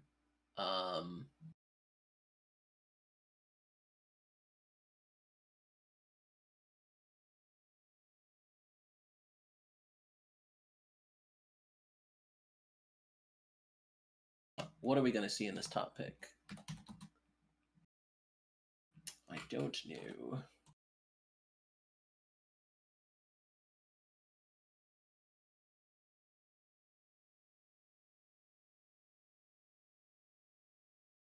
They are really taking their time. I'm kind of curious. Like, I'm a little surprised we haven't seen a Gilgamesh pick or ban, honestly, from either side. I'm not a huge fan of it into an RDO, but I'm a little surprised to not see it.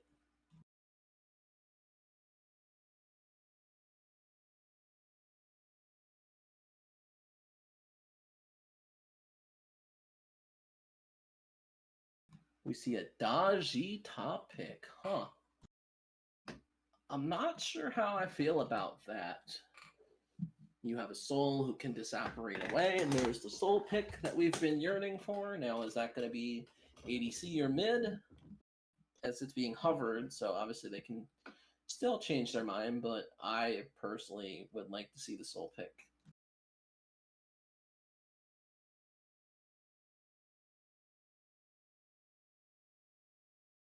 And this is exactly why you don't pick Daji top, because you have CC Immune ults and you have a Kakalain that has a CC immune ult.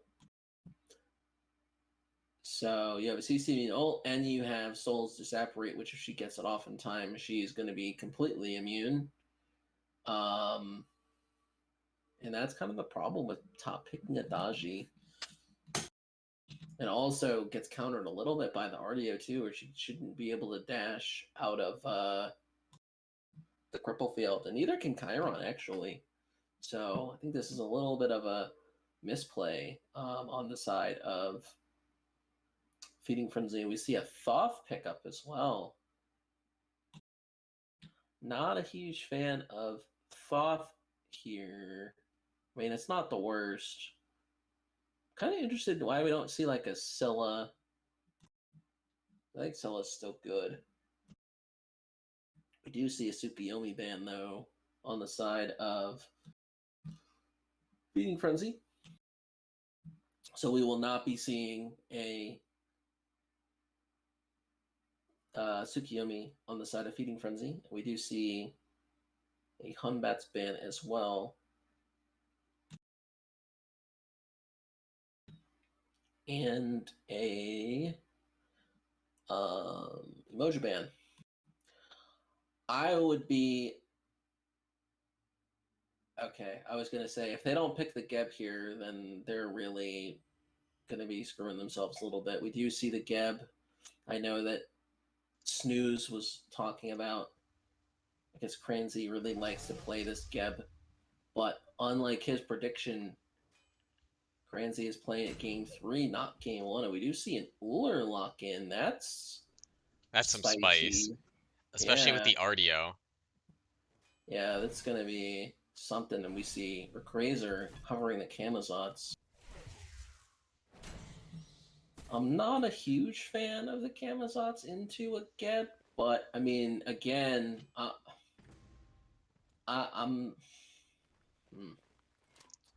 I'm really not a fan. Like, I don't know why you would go Uller when you could literally go on her and have a CC immune ult so that you don't have to beat dodgy ult.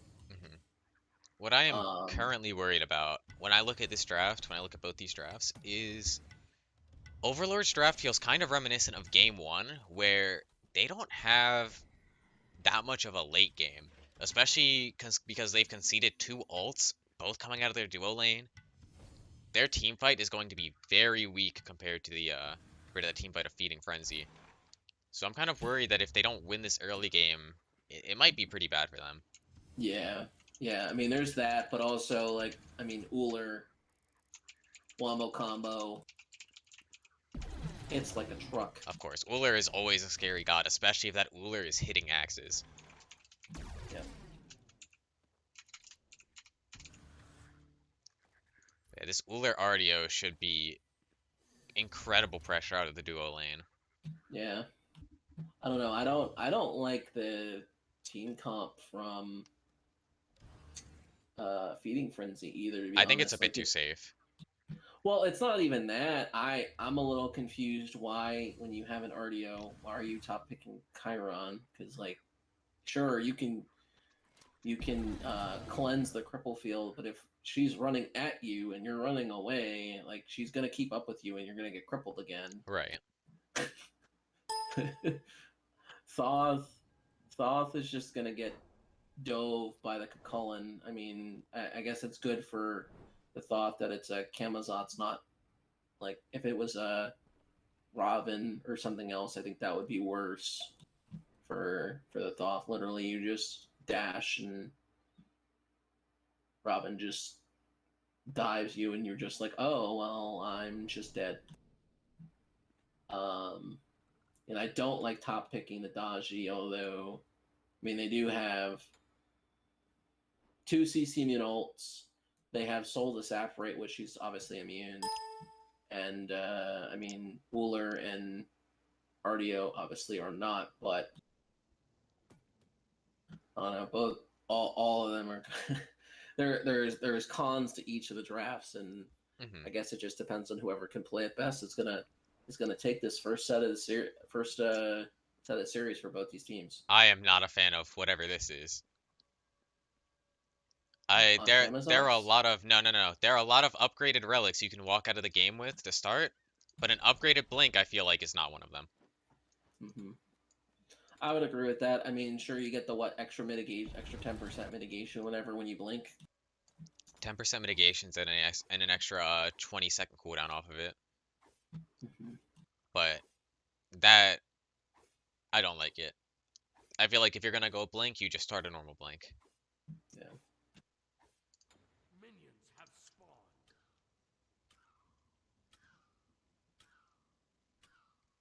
I don't really know what you'd be doing with that because I honestly feel even most of my games like post 30 minutes I don't get an upgraded blink because that mitigation's only for what 1-2 seconds. 10% mitigation for 2 seconds. That in my opinion it's hardly noticeable.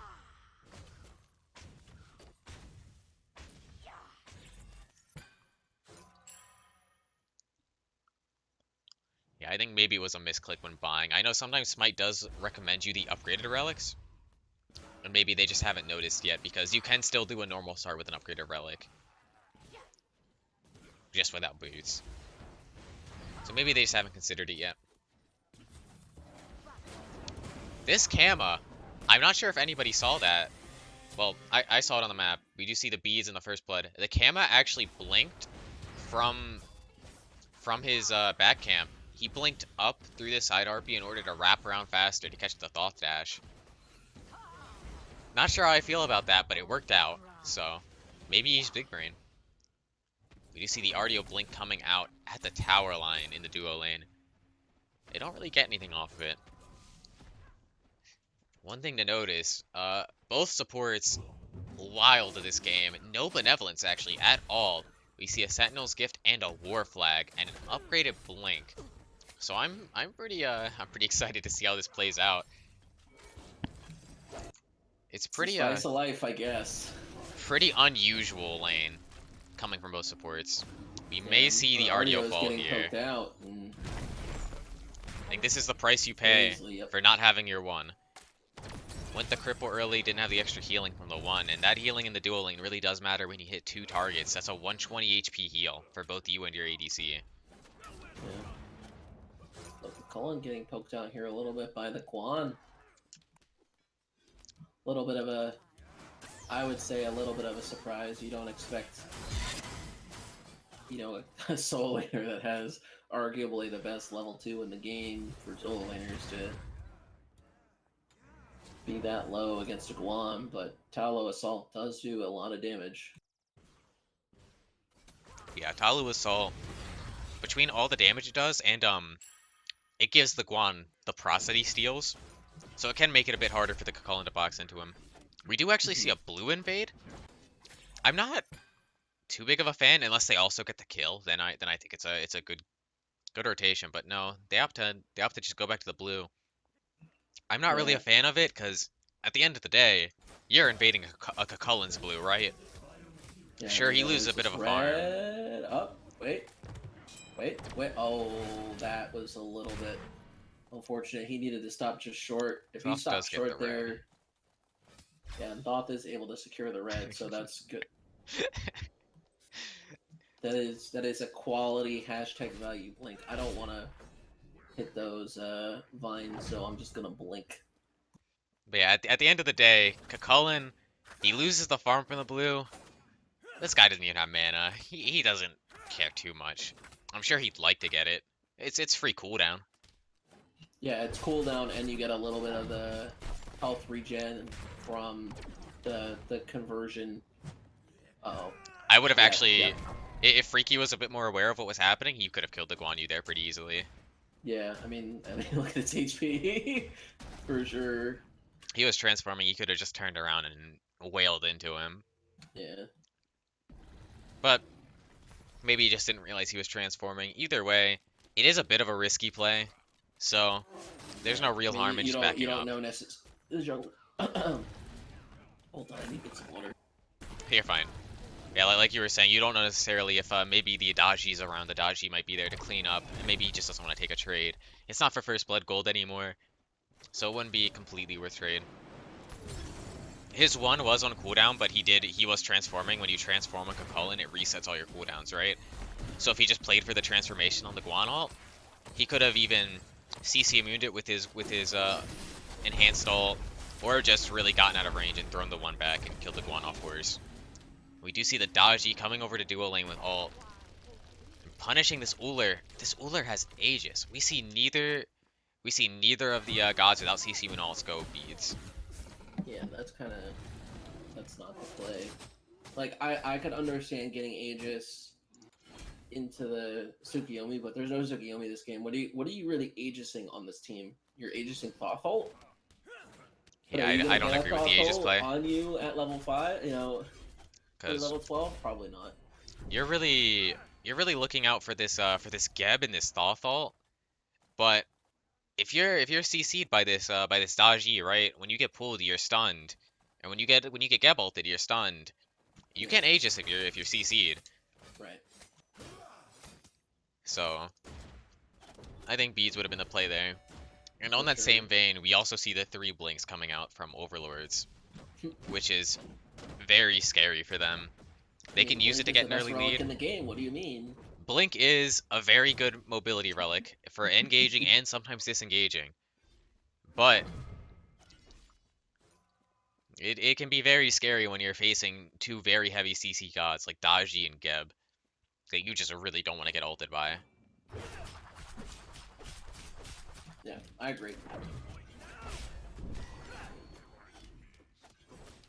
We actually see a bit of boxing going on in the duo lane as well. Both side lanes really going at it. The Chiron ult coming out. Aegis is used, but Ullr will fall. And then both junglers on the right side of the map. The chain is hit, but Kakalin does have the ult available. But Daji will still be able to finish off the kill with the passive. Daji finishing off both kills with a tick from her passive. That's huge. And now this game, unlike games 1 and 2, where Reqzerqr was kind of wrecking havoc by, you know, stealing farm from Jars. Now Jars has the opportunity to really do that for exactly them, but we do see that it looks like that blue buff is getting peeked at by the Soul. I don't know if Soul was able to steal it or not. Guan beads being forced by the RDO. In this game, Cranezy does actually opt to finish the full Thebes. And you'll notice that in the duo lane, Overlord is just getting out-farmed very hard. 2 level lead on the support and a 1 level lead on the ADC already at 7 minutes is not what you want to see from a comp like RDO Ullr. Yeah, I mean, especially Ullr is another one of those gods like Medusa, right? Where Ullr from behind feels like doo-doo. And yeah, you do not want to be playing Ullr from behind. Especially, I mean, not to beat a dead horse, but especially with Aegis. You know, and then we've seen Paisley. Paisley's been playing these games well. If you're on point with these Chiron cleanses, well, you don't even need to be on point with the cleanses. He still has beads up. But if you're on point with the cleanses, you can cleanse the axe and just face tank it. At this point, when you're ahead, you can maybe just fight into the Ullr, like straight up. And this is where not having beads really punishes you. He's just dead. Now he's dead. Yep. Poke, and that is that right there. I mean, excluding not having beads, right? Like that is part of why he's so annoying to play against, is because he just does so much damage with the ultimate, and then you think you live, and then it's like, just kidding. And he, I don't even remember what it's called. The 2. It's like something training, I think is what it's called. I wouldn't know off the top of my head. Masterful shot. No, training exercise is the one. Mm-hmm.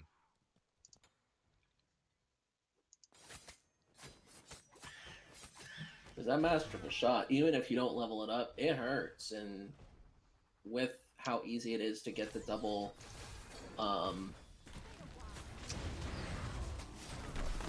Bluestone proc. That is a lot of damage coming out onto the Daji, but looks like everybody's going to get out just A-okay, although Guan, never mind. Guan found out what it's like to be Soul's pincushion, because he got two autoed dead. And that's, again, you know, it's kind of surprising that it took us 3 games to see the Soul. I mean, have it picked. Not even, I mean, picked or banned. This is the first game we've seen it in this set, and Polydeuces looks quite comfortable on this pick. I think Polydeuce is another one of the standout players this set. I think he's looked. He's been a really good wingman to this Kama, all 3 games. Yeah, I agree. I would say that the 2 people that have performed the best on Overlord so far has been Reqzerqr and Polydeuces, but I would say the most consistent has been Polydeuces. Even that first game where they were behind, but he was still playing the Raijin really well. Yeah. I'll say even that first game when it didn't go Overlord's way, and we see Paisley get another kill onto Ullr. Ullr is 0-4. Yeah, it looks like that kill was with the ult, and Ullr opting to not even use the Aegis. So maybe just accepting his death. Off dash and aggressive dashes everywhere. We do see the solo kill in solo lane, coming from the Guan ult. And this is likely to see, we're likely to see a Gold Fury pick up here without much contest. From Overlords. I mean, there's not really much they can contest with, to be honest. Although, now Feeding Frenzy does secure it there with the Thoughtful. And Kama is trying to look for something here, but not able to get anything. But you have the Cavalry here. I kind of wonder if instead of them going that way, if they tried to pincer maybe a little bit more. I like the idea of what Kama was trying to do, but this Chiron is just so far ahead with a 3-level lead. Those base stats, people don't really talk about it much, but those base stats do pile up. You get those you get that Fizz D from every level. You get the extra health, and you become really hard to kill if the enemy team's behind. I agree. Yeah. I mean, also, I don't know gold-wise where he's at, but he should be fairly close to building a Aussie here. Although, Cuddly is looking for something. Sadly, not able to find anything. Much. Yeah. Because this Chiron shutdown would be huge for them. Yeah, realistically, any shutdown.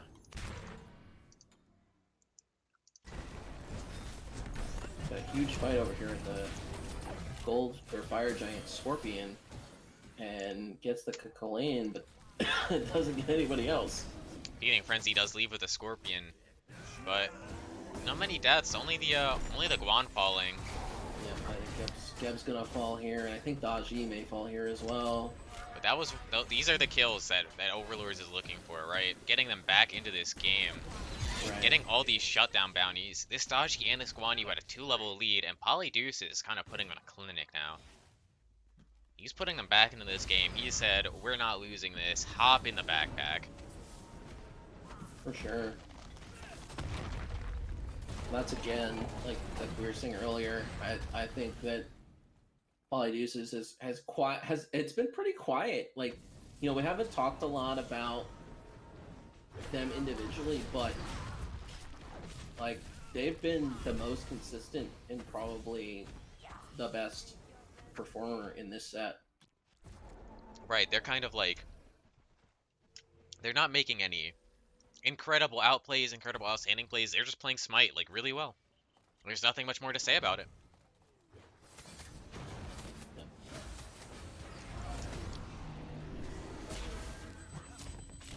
Big Thoughtful to get the little bit of HP on Freaky G there, and that's going to be a double kill for Guan under the T1 tower. Bit of an overstay from Overlords, looking for that T2 and just getting caught out by the respawns. Yeah. We may even see, this is a 5-man group. I'd love to see them go for fire here. And there's not much contest at all. Exactly what they're doing. Yeah, you only have Ullr, and Ullr is going left. I mean, obviously they don't know that, but Ullr is not really going to be able to contest this. Artio is here, but I want them to not drop this fire. I don't think they should be scared of this Artio. No. But they're kind of dropping in and out, taking a load of damage. They do secure the fire. But there is potential for some cleanup from Overlords here.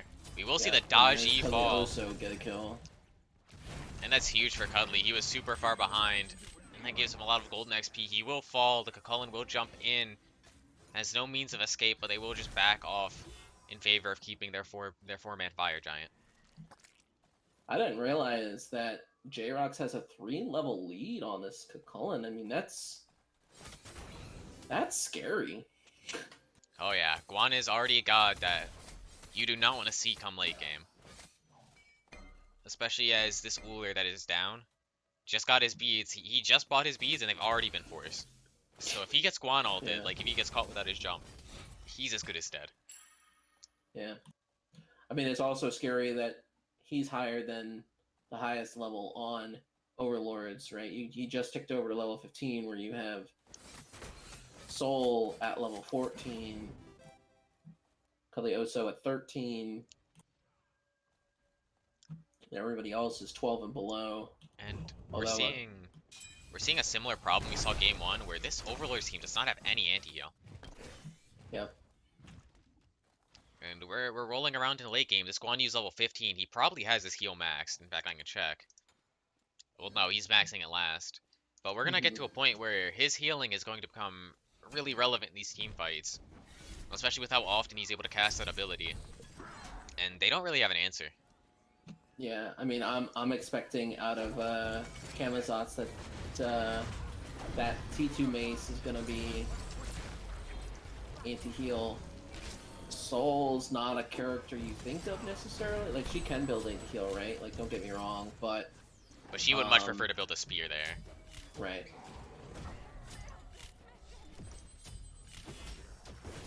It's gonna be a dead. Oh, that was a good CC there, and the snipe coming out to snipe finish off the Thoth Kama. Thoth not playing games, but maybe he realizes he's a bit silly with that dash into a Cucullin.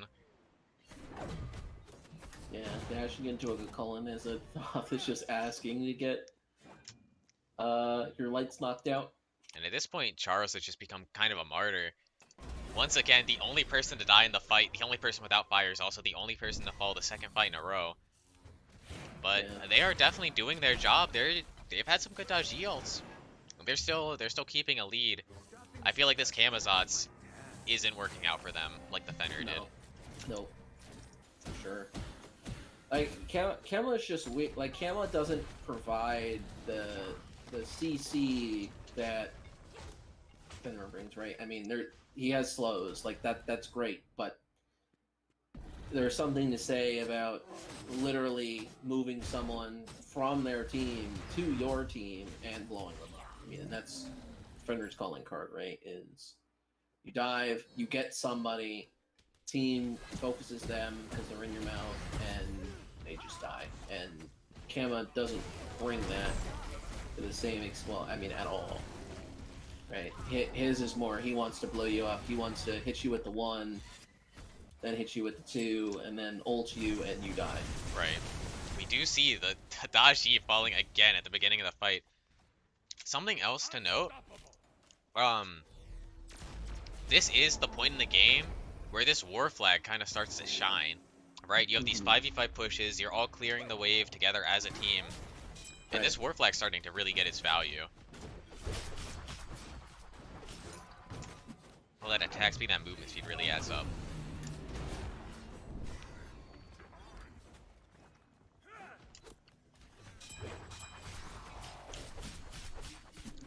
Guan Yu kind of putting in some work to stay alive over here.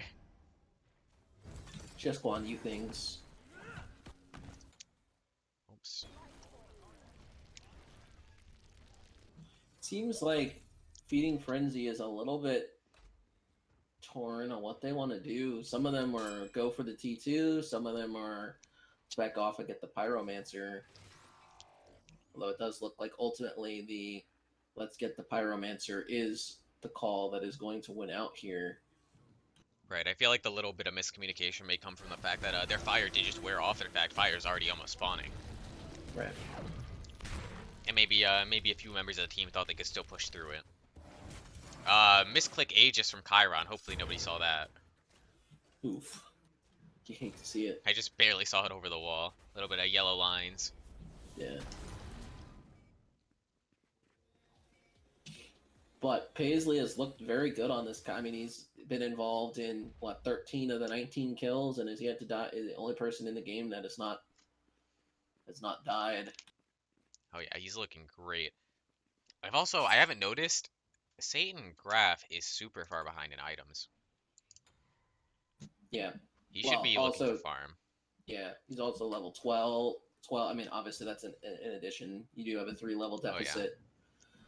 He has this And it's upgraded not even blink. like, if you look at it, it's not even like, hey, Geb's been involved in 12 kills and Ardio's been involved in 7. I mean, 7 to 9 is still you know, a good margin there. Right.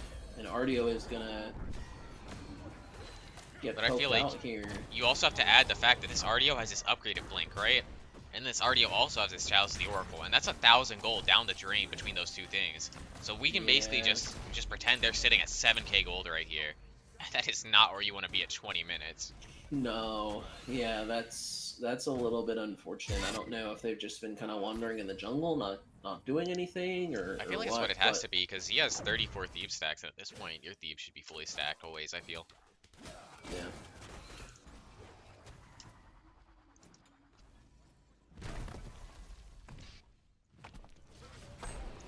Daji not able to stay in the fire pit. Thoth outside.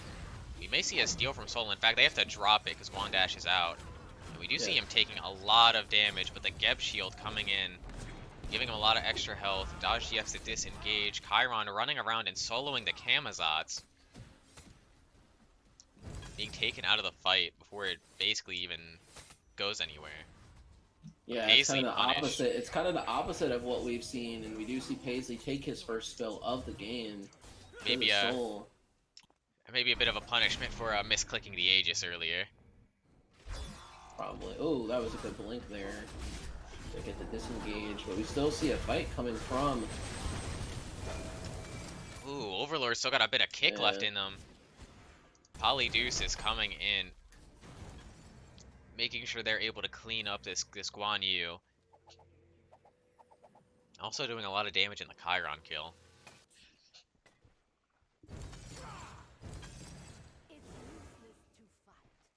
I will be right back.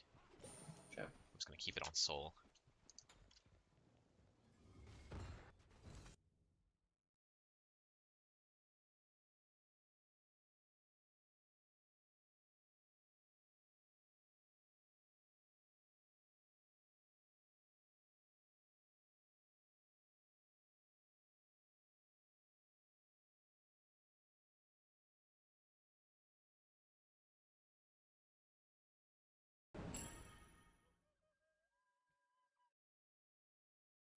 Looks like we're back to the farming game for now. We do have the Gold Fury up, and it looks like Soul is gonna try to tank it, and she probably can.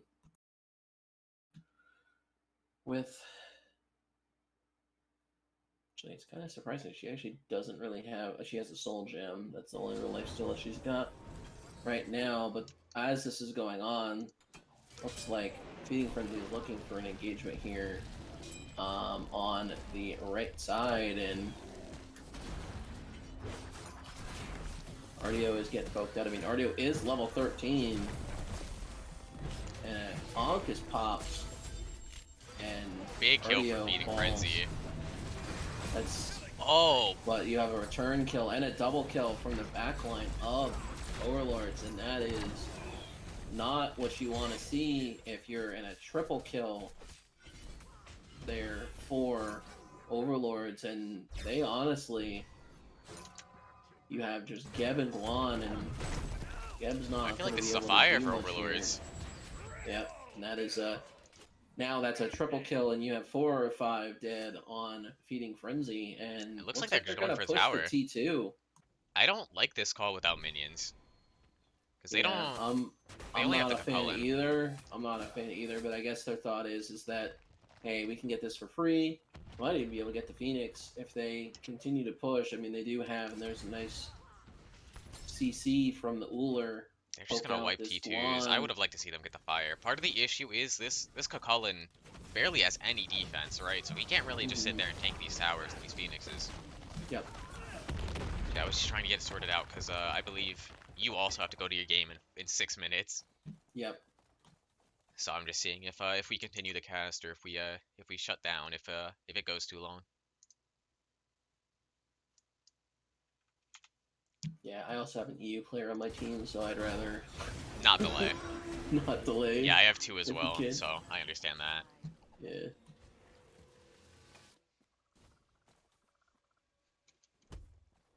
So as much as I don't like to rush, I would love to see a conclusion to this game in the next 5 minutes. Agreed.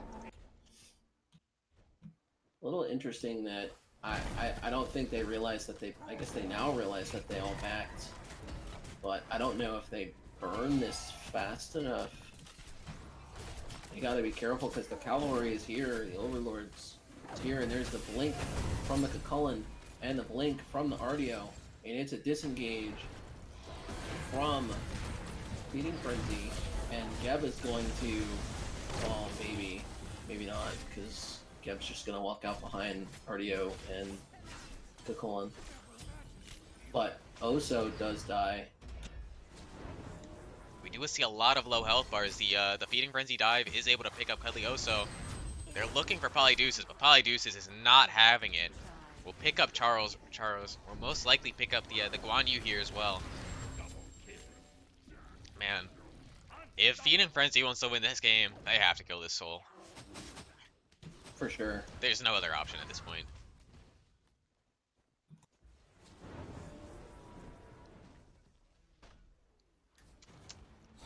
Soul is at that point where she is so hard to dive.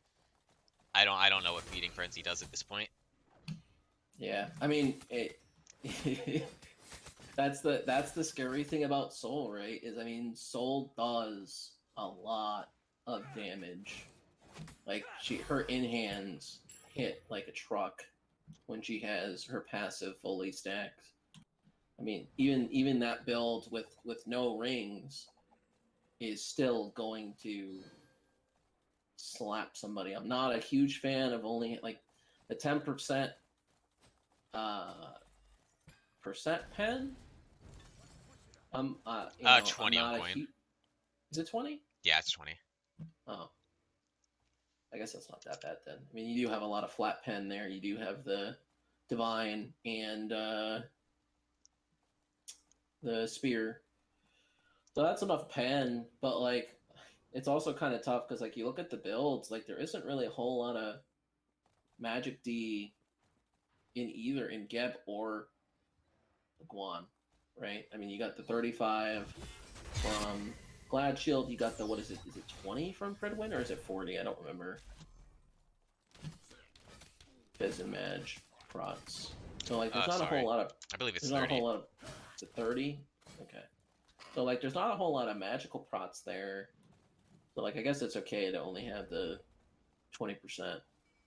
I like to go Titans on Soul, so you get a little more in the Charons. But What I would love to see at this point is, I think at this point you have to catch the soul without her actives, and you just have to full send, blink, Gebalt, Thought. I think everything should go into soul. Yeah. We do see the Gebalt engage on the Uller Cucullen. It looks like Uller will fall, maybe, if the Guan Yu can finish off the kill, but no, he is instead picked off. Camazot's also forced to jump out, but they do pick the Guan for going a bit too deep.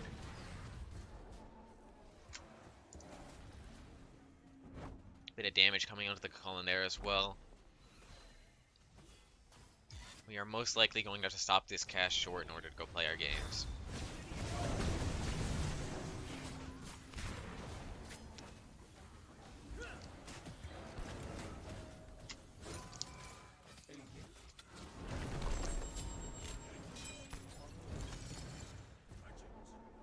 Is your game being casted or no? It is.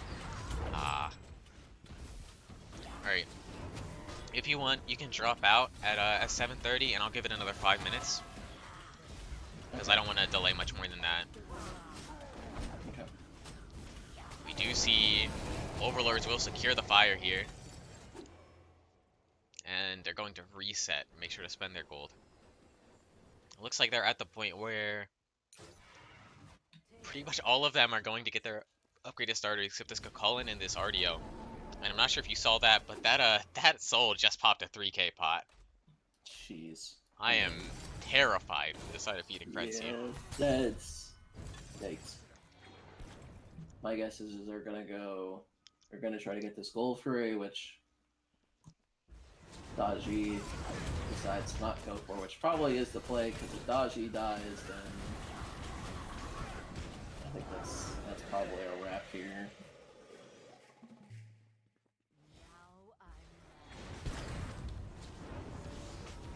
We'll see them look to push out these T2s. This T1, T2 left side. We'll most likely see them go for Phoenix.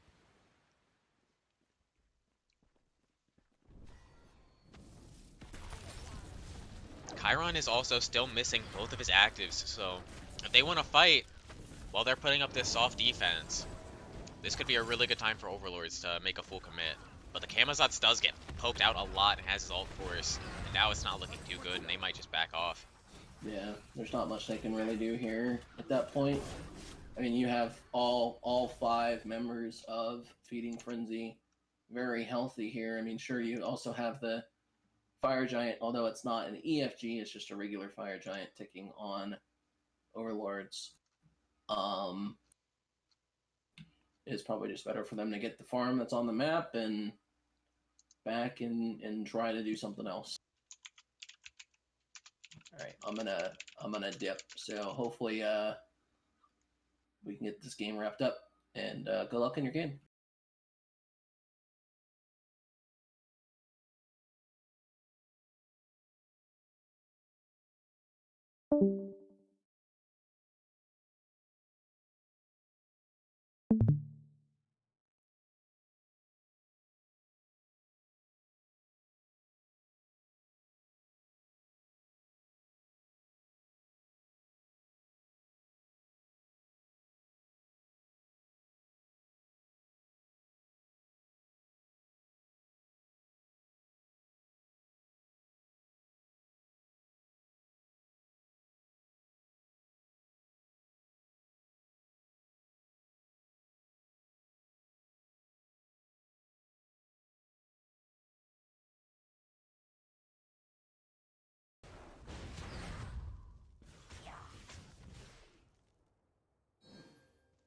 Alright.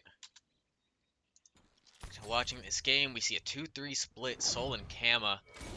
Maybe not the most orthodox split, but who knows, it could work. And we see a 3-man in the middle, but Kama does blink in, hits both of his abilities on the Chiron. A lot of damage found on the Chiron, he does end up falling. Polydeuces and Uller beating into this Phoenix. We do see the Cucullin get pulled, he's likely to fall. He does fall, the Fall Thought hits 3, that is massive, the mid-Phoenix falls. But we do see almost a wipe onto the side of Feeding Frenzy. This could be bad. This could end in maybe even game. They have 40 seconds to run it down mid. And yeah, double, I know. I'm gonna give it until 7:35, and if nothing happens, if the game doesn't end, I'm going to exit. They're still looking for a mid laner as well, so we're fine. They're not ready to start. Satan on the solo defense. The ADC is down for the side of Feeding Frenzy, so this would be the chance for Overlords. Maybe they can stall this out a bit.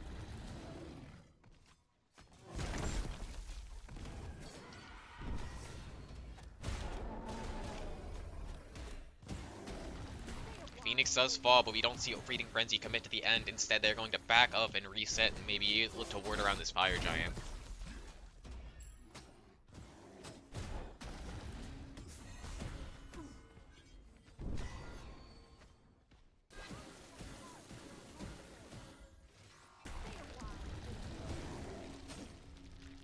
Cardio just kind of harassing the Geb, making sure that he cannot get his back off.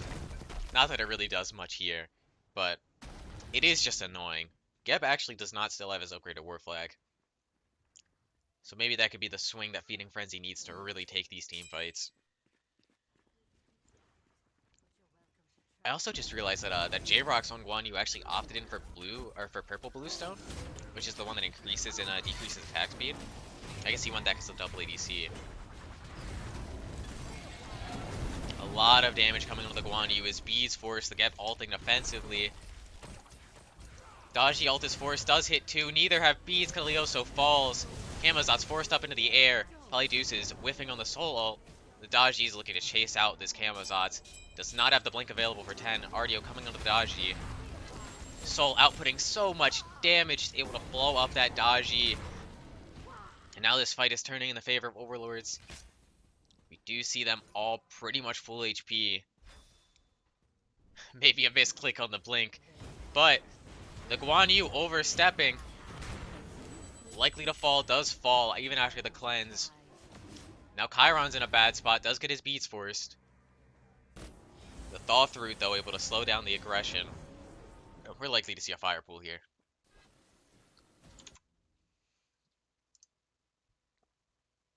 But I am going to have to leave. So this cast is going to be cut short. So hopefully these two teams are able to battle it out. And I don't know, it's a good game. Unfortunately, you cannot watch the rest. Overlord says get the FG. I could stay for 2 more minutes. Let's see what happens. Maybe they reset, make a game-ending push.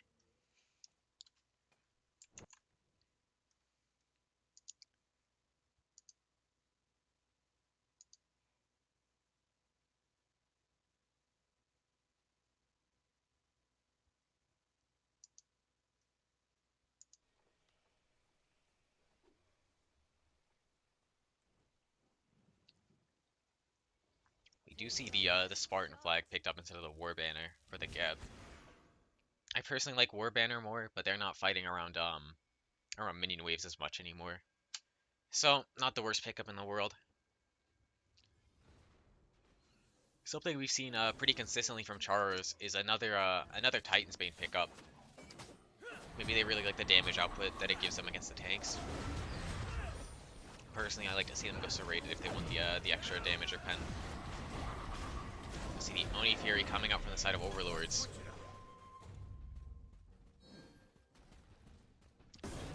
Kama going down mid. Overlords looking to push left. A 4-1 split.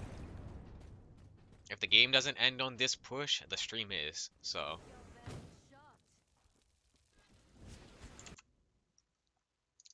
one way or another, we are not watching this game anymore.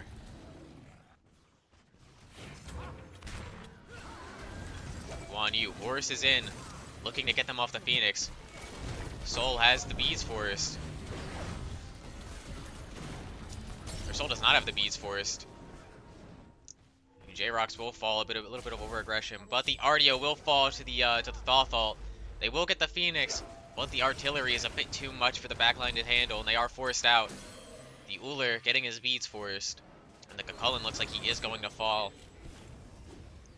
And it looks like we have our answer, which is that I can no longer watch this game. Goodbye, folks. Thanks for watching the cast. And hopefully we will have our conclusion soon.